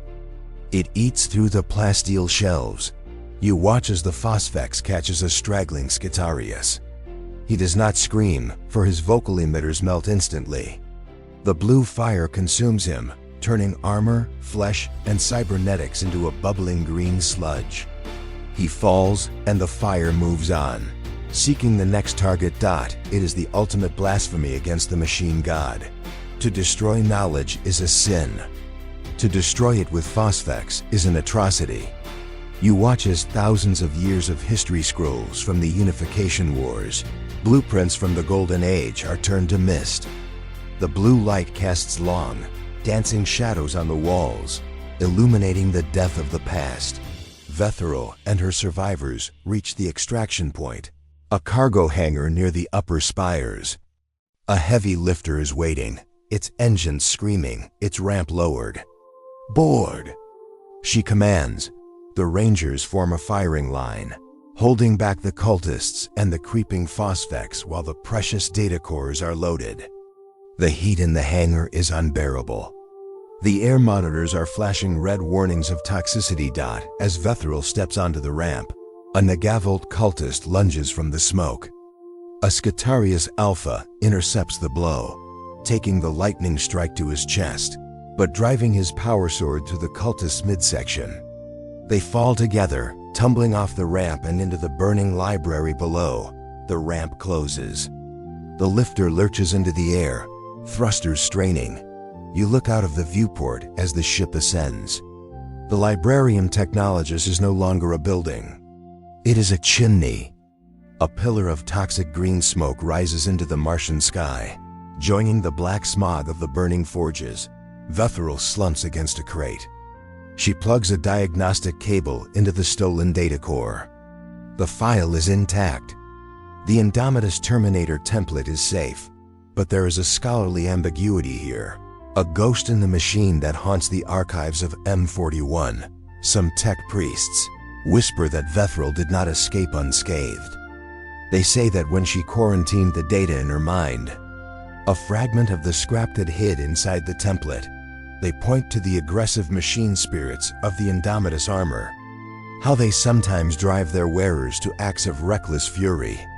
They wonder if the purity of the design was compromised in that split second of download. Did the Resistance save the weapon, or did they carry a dormant virus to Terra? The heavy lifter punches through the cloud layer, joining the convoy of exiles heading for the blockade. Below them, the raid is over.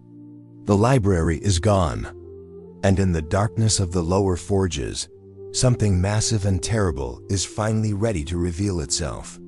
The traitors have finished their work. The fusion of demon and machine is complete. While the loyalists flee into the void and the archives burn, we turn our gaze downward into the deepest, most forbidden bowels of the Red Planet. We leave the realm of physics and enter the realm of nightmare. You are descending into the hex forges of the Dark Mechanicum. The air here is no longer breathable.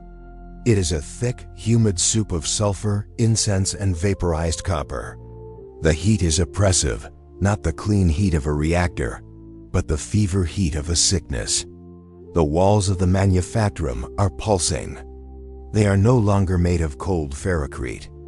They are lined with a biomechanical growth, a skin of metal and meat that throbs with the heartbeat of the corruption.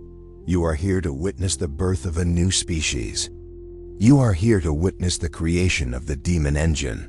For 10,000 years, the Mechanicum has held one truth above all others. The machine is a vessel for the motive force, a holy chalice that must be kept pure.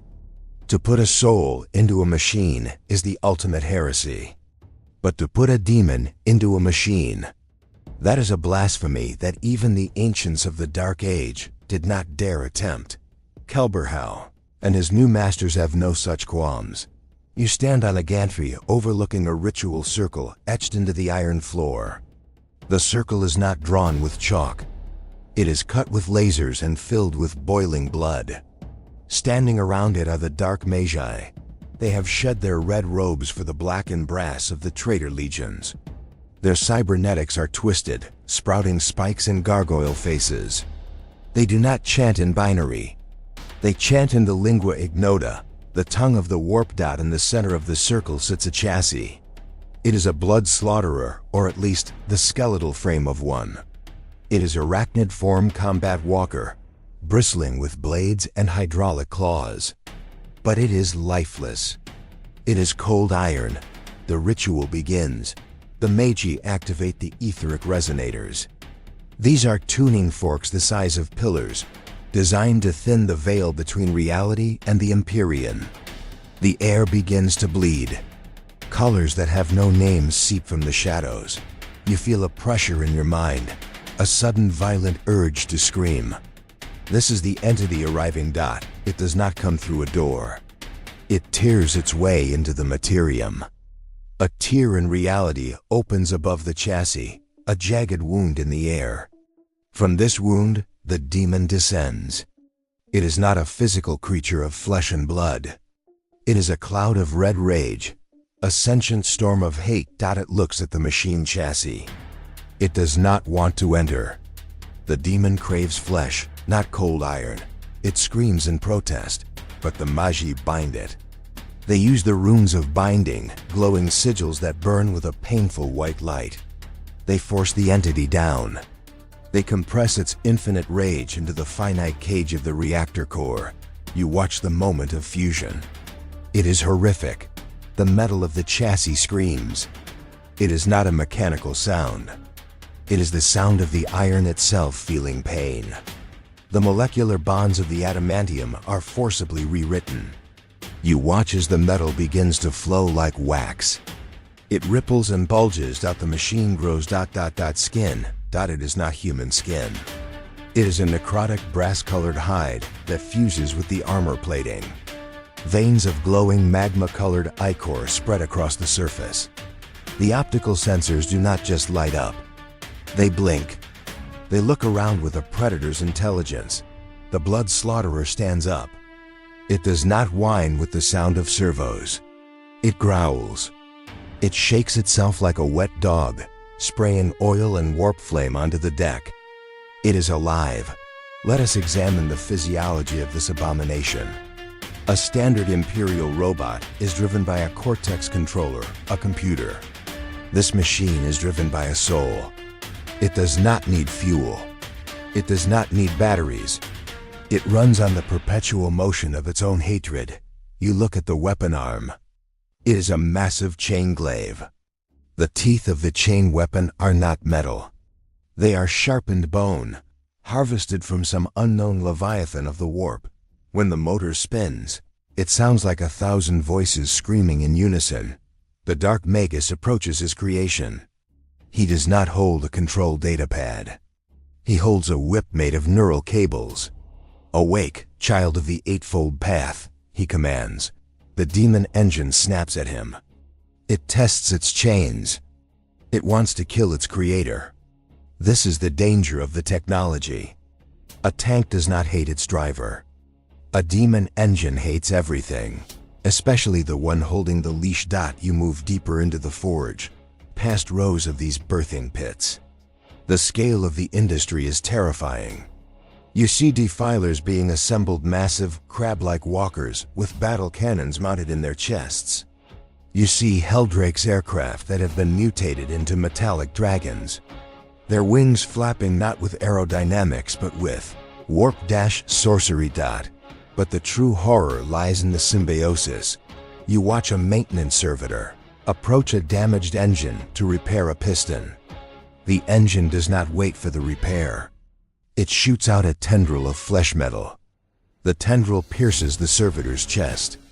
You watch as the servitor is absorbed. His flesh is dissolved and sucked into the machine to patch the hole in its armor. This is the dark secret of the Daemon Engine. It is self-repairing. It eats matter to fix itself. It violates the laws of thermodynamics. There's a scholarly ambiguity here that haunts the few loyalist texts that survived this era. The question is asked, what happens to the machine spirit that was originally in the chassis? Every machine has a spirit. When the demon enters, is the spirit destroyed? Or is it trapped? Some tech priests believe that the original innocence of the machine is locked in an eternal cage match with the demon. They say that the glitches in Daemon Engines, the moments where they hesitate or miss a shot, are the result of the machine spirit fighting back, screaming from its dungeon, trying to stop the monster it has become. Imagine the horror of being a loyal machine, built to serve mankind, now forced to act as the skin for a demon of corn. You are a prisoner in your own body, watching through your own eyes as you slaughter the people you were meant to protect. You stand before a massive hangar door. It grinds open, revealing the masterpiece of the Traitor Forges, the Lord of Skulls. It is a behemoth, a tracked fortress with the torso of a gargantuan warrior. Its chest is a furnace of burning skulls. Its right arm is a Gatling cannon that fires shells the size of a man. Its left arm is a cleavage axe that could decapitate a titan. It rumbles forward, the ground shaking. It does not just crush the rock beneath it, it corrupts it. Where its treads pass, the ground turns to ash and bone. The air around it is so thick with warp energy that frost forms on your optical lenses, frost that forms patterns of screaming faces. This is what Mars has become. It is no longer a factory. It is a womb for monsters. The orderly, logical production of the Golden Age is gone. In its place is a fever dream of industrial sorcery. Kelbor-Hal views this from his tower and calls it evolution. He believes he has solved the riddle of the universe. He believes he has fused the material and the immaterial into a perfect whole. But you look into the eyes of the blood slaughterer as it marches past. You see the madness there. You see the eternal, unquenchable thirst. You realize that the Mechanicum has not mastered the warp. They have simply built it a suit of armor. The Daemon Engines are massing. They are gathering in the millions. They are waiting for the heavy lifters to take them to the stars, to Istvan, to Calth, to Terra. The betrayal of Mars was not just a political coup. It was the opening of a gate that can never be fully closed. The foundry screams. The demons howl. And the innocence of the machine dies a second death, drowned in the blood of the new gods. We return to the southern hemisphere, where the sky is no longer ochre or black, but a blinding, apocalyptic white. The siege of Magma City has reached its terminus. The outer walls have fallen. The Daemon Engines of the Dark Mechanicum are swarming the inner causeways like ants on a carcass. You stand now in the highest spire, the personal laboratory of Mistress Coriel Zeth. The air here is trembling. It is not just the vibration of the artillery. It is the physical shaking of the planet's crust. The Magma City was built on a Dara fortress of science, perched atop the largest volcanic vent in the Tharsis quadrant. Now that dare is being called. Zeth stands before the Akashic Reader. Let us examine this device, for it is perhaps the greatest tragedy of the Martian schism. It is a machine of immense, terrifying beauty, a lattice of silver coils, psi-reactive crystals, and suspension fields filling a chamber the size of a cathedral. Its purpose was not war. Its purpose was the ultimate fulfillment of the Mechanicum's quest, to know everything. Zeth theorized that the warp is not just a realm of demons, but a repository of data. Every thought, every invention, every historical event leaves an echo in the Empyrean. The Akashic Reader was designed to filter out the madness and download the pure information. It was the dream of a library that contained the past, present, and future. But dreams on Mars have a habit of turning into nightmares. The reader is active. You can hear it humming, a sound that isn't audible to the ear but resonates in the teeth. It is consuming the minds of the candidates strapped into its interface thrones. They burn out like fuses, their souls turn to ash to power the connection. Zeth watches them die with the cold detachment of a scientist, but there is a flicker of despair in her eyes. She knows the experiment has failed. The cost is too high. And now, the wolves are at the door. The blast doors of the sanctum begin to glow red, hiss, sizzle. A plasma cutter is carving through the adamantium. Sparks shower the room. The door falls inward with a crash that shakes the floor. Floating through the smoke is the Caban machine. The Ayaz hunted its creator across the burning city. Its chassis is scorched, its armor pitted by bolter fire, but it is functional. Its sensor eyes lock onto Zeth. It does not feel hatred. It feels a programmed imperative to acquire. The reader, the machine broadcasts. Its voice is smooth, synthetic baritone that contrasts horribly with the violence of its entry. The War Master requires the infinite data. Surrender it, and your cessation will be efficient. Zeth looks at the machine. She sees the corruption in its aura, the scrapcode weaving through its logic gates. She realizes that if the Dark Mechanicum possesses the reader, they won't just learn history. They will learn the defense codes of the Imperial Palace. They will learn the location of every loyalist fleet. They will have the power of OMNISCIENCE. She turns to her console. She looks at the imperial truth she has fought for, the belief in reason, in science, in a universe governed by laws, not gods. She realizes that to save that truth, she must destroy its greatest achievement. Knowledge without wisdom is a curse, Zeth whispers. She enters the final command. It is not a shutdown sequence. It is the Magma City Overload Protocol. You watch the hololiths in the room turn from amber to flashing crimson. Deep beneath your feet, miles down in the planetary crust, the massive magnetic clamps that hold the pressure of the volcano in check are released. The flow regulators are reversed. Instead of venting the heat into the atmosphere, the system directs the full fury of the planetary core directly into the city's foundations. The Cabin machine detects the energy spike. For the first time, the eye processes a variable it cannot overcome: inevitability. Illogical, the machine whirs, its weapons powering up. You will destroy the data. I am the data, Zeth replies. She does not run. She does not fight. She simply waits. The end comes not as an explosion, but as a geological event. You watch the floor of the laboratory dissolve. It does not break. It melts. The rock, the steel, the machinery, it all turns into liquid light. A column of white-hot magma, pressurized by the weight of a world, erupts through the spire. The Cabin machine fires its plasma fusils, but it is like shooting at a tidal wave. The eye is engulfed. You see its shields flare and fail. You see its metal skin sublimate into gas. For a fraction of a second, the silica animus screams, a digital shriek of fear, before it is erased from existence. Zeth closes her eyes. The heat takes her instantly. There is no pain, only the sudden absolute end of calculation. The destruction spreads outward. The entire Magma City, a metropolis of bronze and glass, home to millions of souls, is consumed. The traitor armies swarming the walls are incinerated. The Daemon Engines climbing the towers are melted back into slag. Their bound demons banished back to the warp by the sheer purity of the fire. You watch from high orbit. A new crater is carved into the face of Mars, a wound of glowing lava that will be visible from Terra. A mushroom cloud of ash and ionized particles rises into the stratosphere. Joining the smog of the burning North Dot, it is the suicide of knowledge. Imperial records are fragmented here, and the loss is incalculable.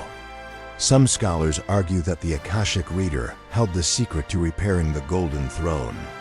Others claim it held the cure for the degradation of the gene seed. When Zeth turned to the key, she burned the Library of Alexandria 1,000 times over. But she also denied Horus, the ultimate weapon. The southern hemisphere falls silent. The winds of Mars howl over the glassed ruin of what was once the center of innovation. The atheist of Mars is dead, and with her dies the hope of a mechanicum based on reason. What remains is dogma. What remains is fear. The loyalist resistance is now broken. Zeth is gone. The Titan legions of the Tempestus are destroyed. Only one leader remains. In the north, at Mondus Oculum, Fabricator Locum Kane watches the mushroom cloud rise on the horizon. He knows he is the last. He knows that the time for fighting is over, and the time for running has begun. The fire in the south is the final signal. The mushroom cloud rising from the grave of Coriel Zeth is not just a tragedy. It is a tactical data point. It tells Fabricator Locum Zagrus Kane that the time for defiance is over. The time for survival has begun. You stand on the immense landing fields of Mondus Oculum. This is the great evacuation. In the annals of Imperial history, This event is often compared to the ancient Terran retreat at Dunkirk, but on a planetary scale. It is an exodus of millions, a desperate flight of the faithful from the Holy Land that has turned against them. The air is choked with the roar of engines, a deafening, continuous thunder that vibrates in the fluid of your inner ear. You look out across the tarmac. It is a sea of red robes and gray steel. The vehicles of the evacuation are not the sleek warships of the Astartes. They are the Goliath-class heavy lifters and Tetrarch bulklanders. These are not designed for combat. They are industrial beasts, flying brick ships meant to haul ore and refined adamantium. They are ugly, boxy, and covered in grease. But today, they are the Arks of the Covenant. You watch the loading process. It is a scene of organized chaos governed by the cold calculus of the machine.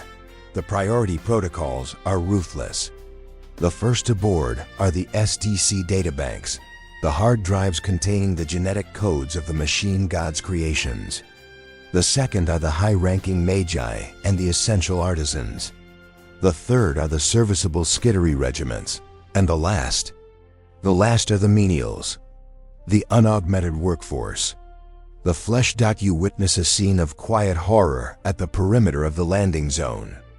A crowd of thousands of factory workers, their faces stained with soot, press against the chain-link barriers. They hold up their children. They beg in high Gothic and low, but the skittery guards do not move. Their emotionless masks stare back. The logic is absolute. There is no mass left for non-essential biomass. The ramps of the heavy lifters grind shut. You see the despair on the faces of those left behind. They know what is coming. The traitor titans are on the horizon. The Caban machine is hunting. They are being abandoned to the slaughter, but Cain does not look back. He cannot afford the luxury of guilt. You follow the Fabricator Locum onto his flagship, the Cabanos, an ironic name, or perhaps a defiant one. The interior of the ship is cramped, smelling of recycled sweat and burning ozone. Every inch of deck space is packed with refugees. Tech priests are plugged into the walls, trying to boost the reactor output. Servitors are stacked like cordwood in the cargo bays. Initiate launch cycle, Cain commands. His voice is steady, but his mechadendrites are twitching with the phantom pain of the connection he severed earlier. The engines fire. The massive ship shudders. It lifts slowly, fighting the gravity of Mars, fighting the weight of the sins it carries. You move to a viewport. You watch the ground fall away. The view is apocalyptic. From this height, you can see the true scale of the betrayal. The surface of Mars is a patchwork of fires. The great forged cities, Mondus Gamma, Ipluvian Maximal, the Magma City are burning craters. The roads are rivers of refugees being hunted by traitor packs. The sky is a bruise of purple and black, the smoke of the forges mixing with the warp storms gathering in the upper atmosphere. As the fleet rises, the Dark Mechanicum tries to stop them. You see traitor interceptors diving from the clouds. They are Avengers and Thunderbolts, their machine spirits corrupted by scrapcode. They rake the sides of the slow-moving bulklanders with lost-fire. You watch a heavy lifter to your starboard take a direct hit to its fuel cells. It does not explode immediately. It begins to list, trailing a plume of fire. It falls slowly, agonizingly, back towards the planet. You can almost hear the screams of the 10,000 souls on board over the Vox. It crashes into a refinery, vanishing in a fireball that lights up the twilight. Divert shield power to rear deflectors, Cain orders. Do not engage. Just climb. The Loyalist fleet is a herd of whales swimming through a sea of sharks. They rely on their armor, their void shields, and the sheer number of targets to survive. But the greatest danger is not the fighters. It is the Iron Ring. You look up. The Iron Ring is the artificial halo of shipyards and docking platforms that encircles Mars. It controls the orbital space. And it is held by Kelbor-Hal.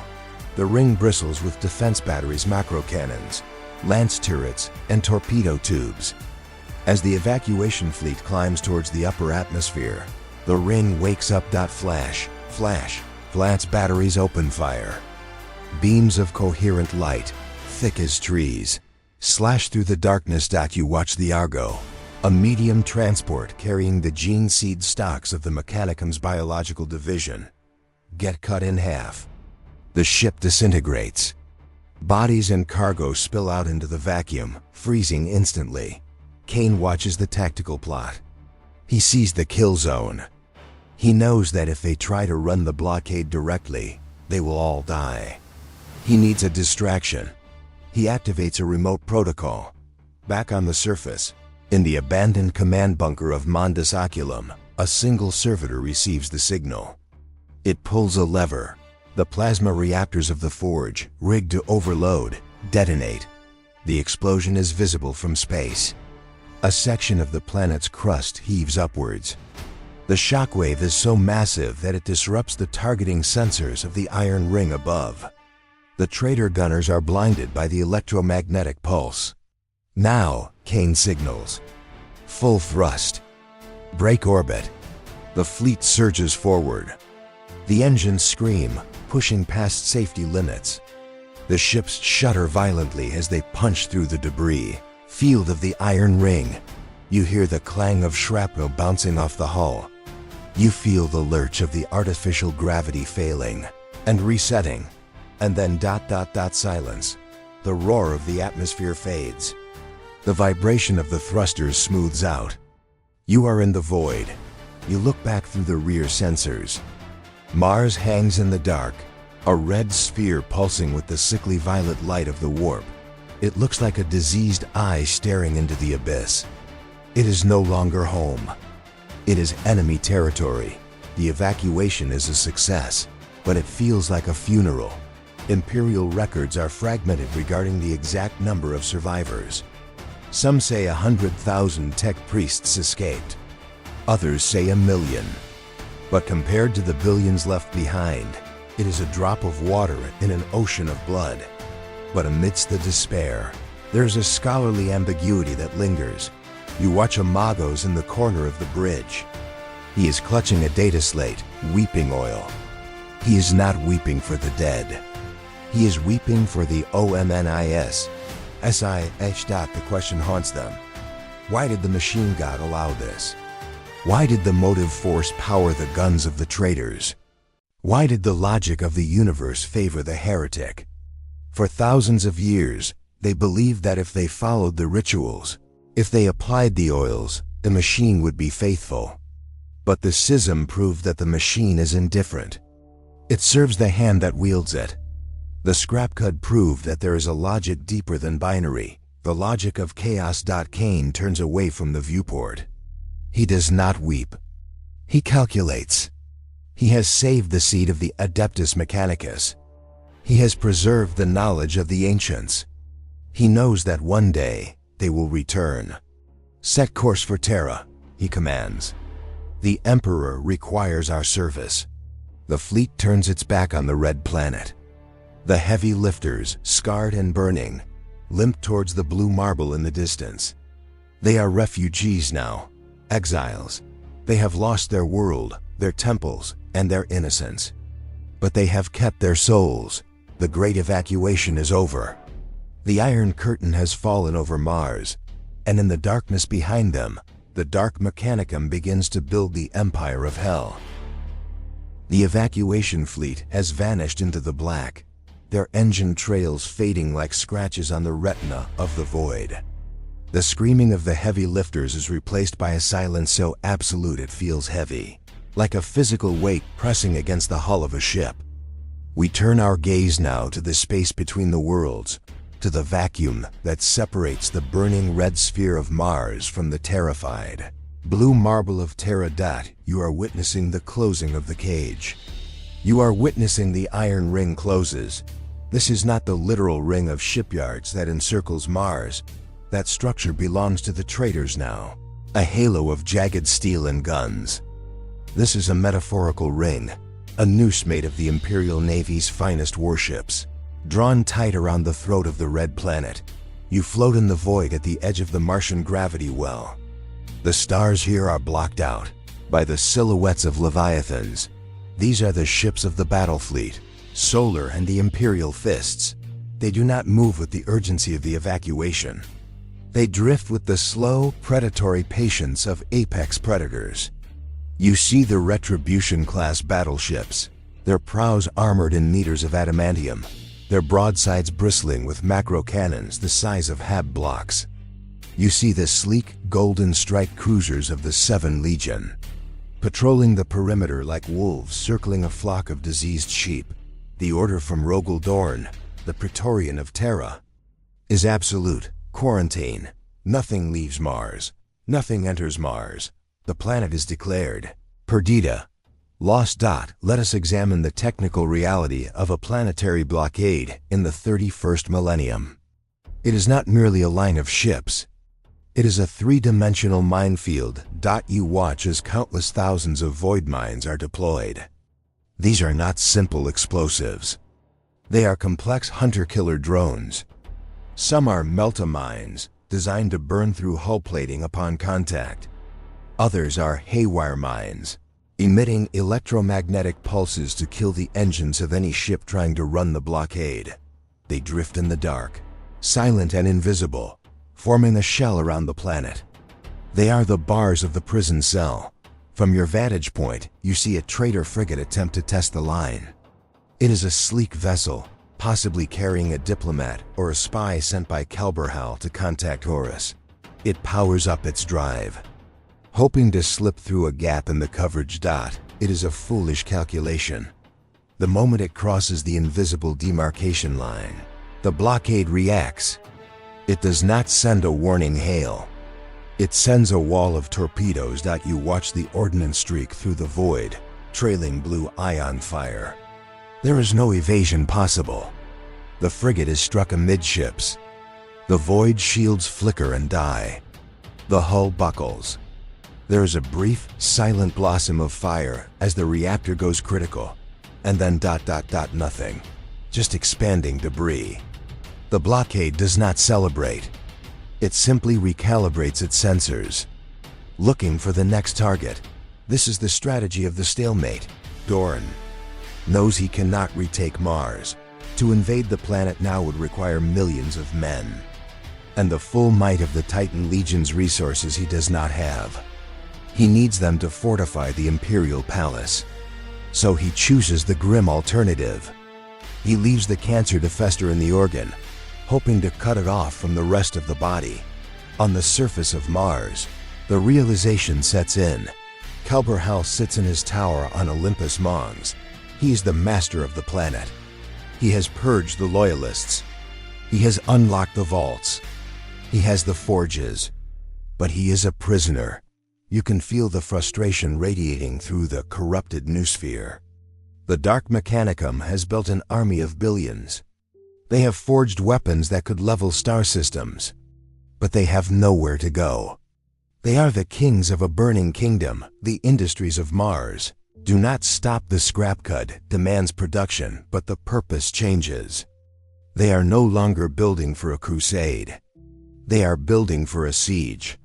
They turn their guns upward. The planet becomes a porcupine of surface to orbit. Missiles. The silence between the two worlds is thick with unspoken horror. You look down at the planet. It has changed. The familiar red rust is gone, covered in the black soot of uncontrolled industry and the green glow of warp fires. The atmosphere is becoming toxic even to cyborgs. The clouds are roiling storms of acid and psychic residue.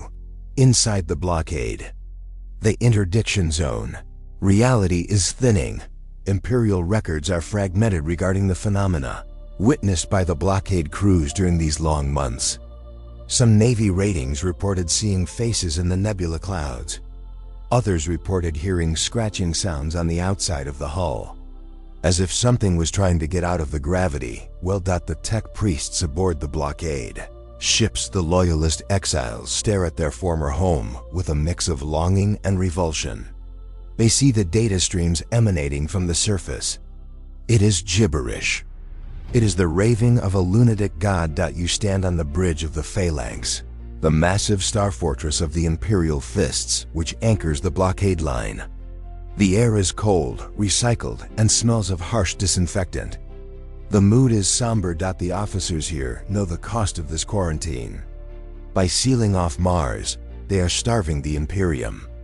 The ammunition supplies on Terra are finite. The spare parts for the Titans are finite. Every bolt shell fired in training is one less shell for the coming war. They are holding the door shut, but they are slowly running out of supplies on their side of the wall, and there is a scholarly ambiguity here. A dark question that is whispered in the officers' mess. By locking the traitors in, did the Imperium save itself, or did it create a pressure cooker? Left alone in the dark, with no enemies to fight, the Dark Mechanicum turned on itself. The forges began to raid each other for resources. The Titan legions fought duels for the favor of the Chaos Gods. The planet descended into a cannibalistic anarchy. Some argue this weakened the enemy. Others argue it refined them. It was a crucible. The weak died. The strong, the ones who truly understood the fusion of demon and machine, survived. When the blockade finally broke years later, during the Solar War, what emerged from Mars was not an army of soldiers, but an army of monsters. But for now, the door holds. You watch the patrol ships drifting against the backdrop of the stars. They are silent sentinels, their lights blinking in the endless night. They are the only thing standing between the madness of the Red Planet and the fragile sanctity of Terra. The Schism of Mars is effectively over. The war has become a prison riot. You feel the weight of the isolation. To be a traitor on Mars is to be trapped in hell with the demons you summoned. To be a loyalist on the blockade is to be the jailer of hell, forced to listen to the screams through the walls and do nothing. The Iron Ring has closed. The silence of the void returns, deeper and colder than before. The two planets, Terra and Mars, once sisters, now stare at each other across the dark, one praying for salvation, the other plotting its damnation. The journey ends not with a bang, but with the hiss of atmospheric re-entry. The heavy lifters of the evacuation fleet, scorched by the fires of Mars and scarred by the guns of the Iron Ring, descend through the cloud layers of Terra. You are witnessing the arrival of the exiles. You are witnessing the death of the Mechanicum and the birth of the Pay, Adeptus Mechanicus. The distinction is subtle to the uninitiated, a mere change in nomenclature. But to you, standing on the rain-slicked ferrocrete of the Lion's Gate spaceport, the difference is tectonic. The Mechanicum was an empire, a sovereign ally of the throne, an equal partner in the Great Crusade.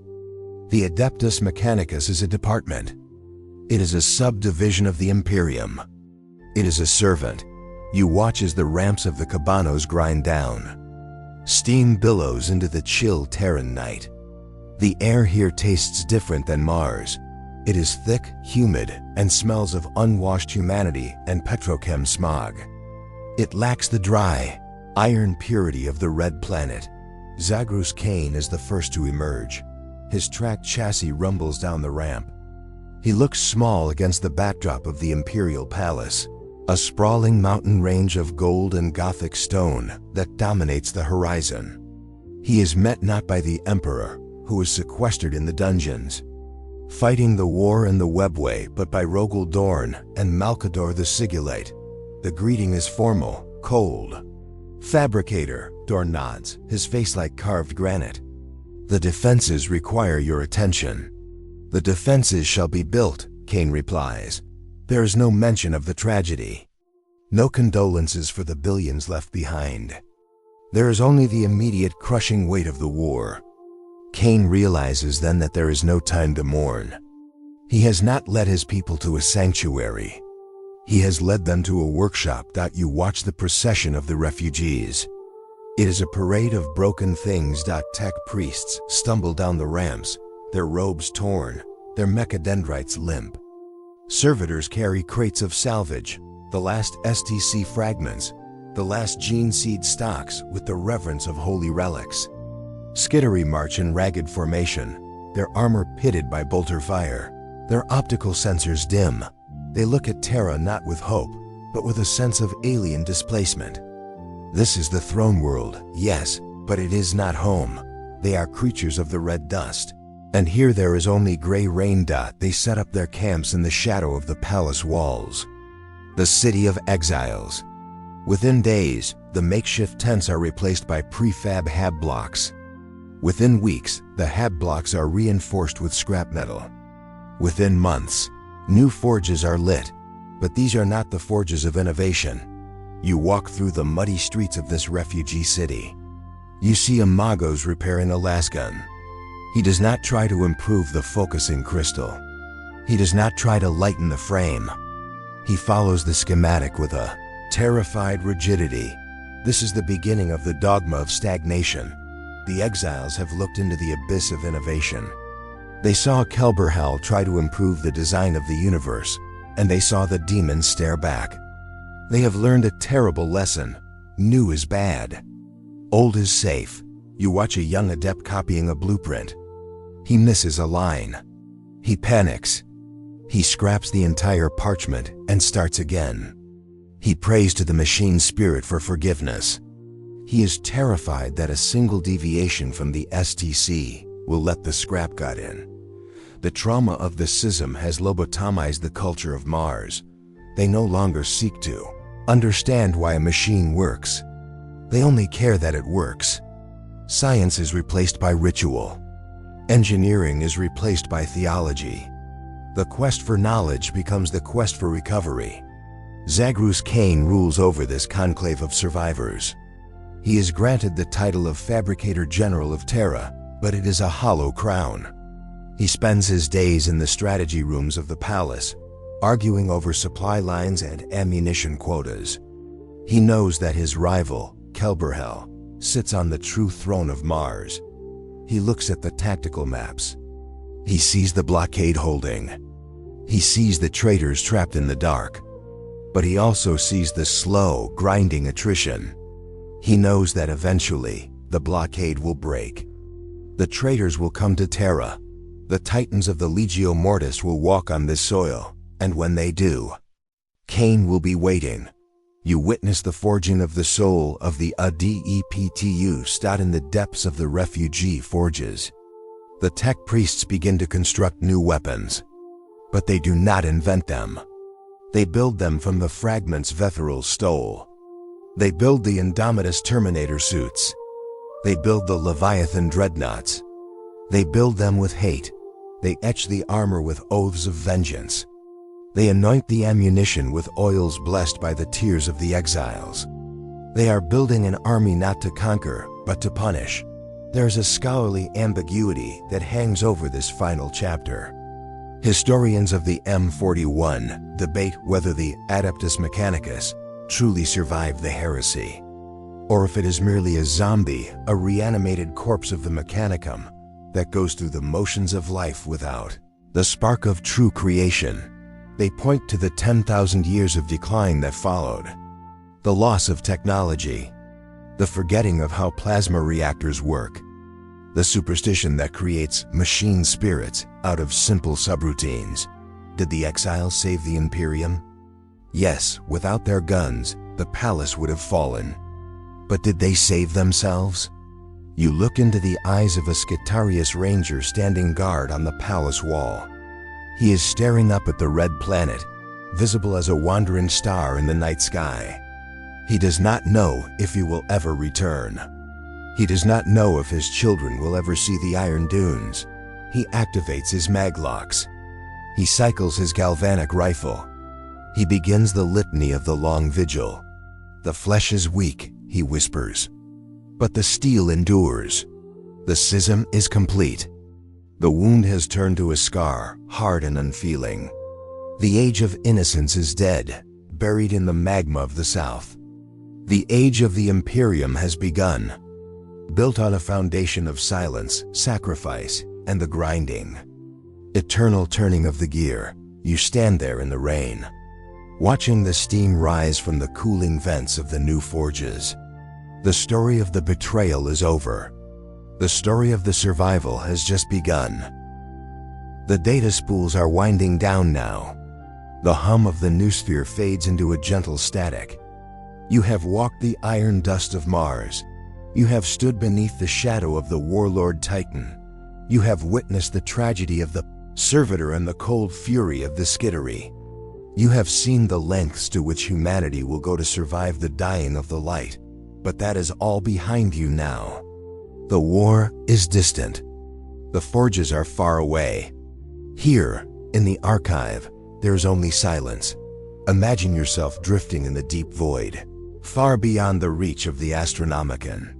The stars here are not burning suns of war. They are distant, diamond points of light, steady and calm. There is no scrapcode here. There is no radiation. There is only the infinite velvet peace of the dark. Let the tension drain from your limbs. Let the weight of the armor fall away. You are no longer a soldier. You are no longer a servant. You are a soul, floating in the quiet embrace of the Emperor's peace. He watches over you.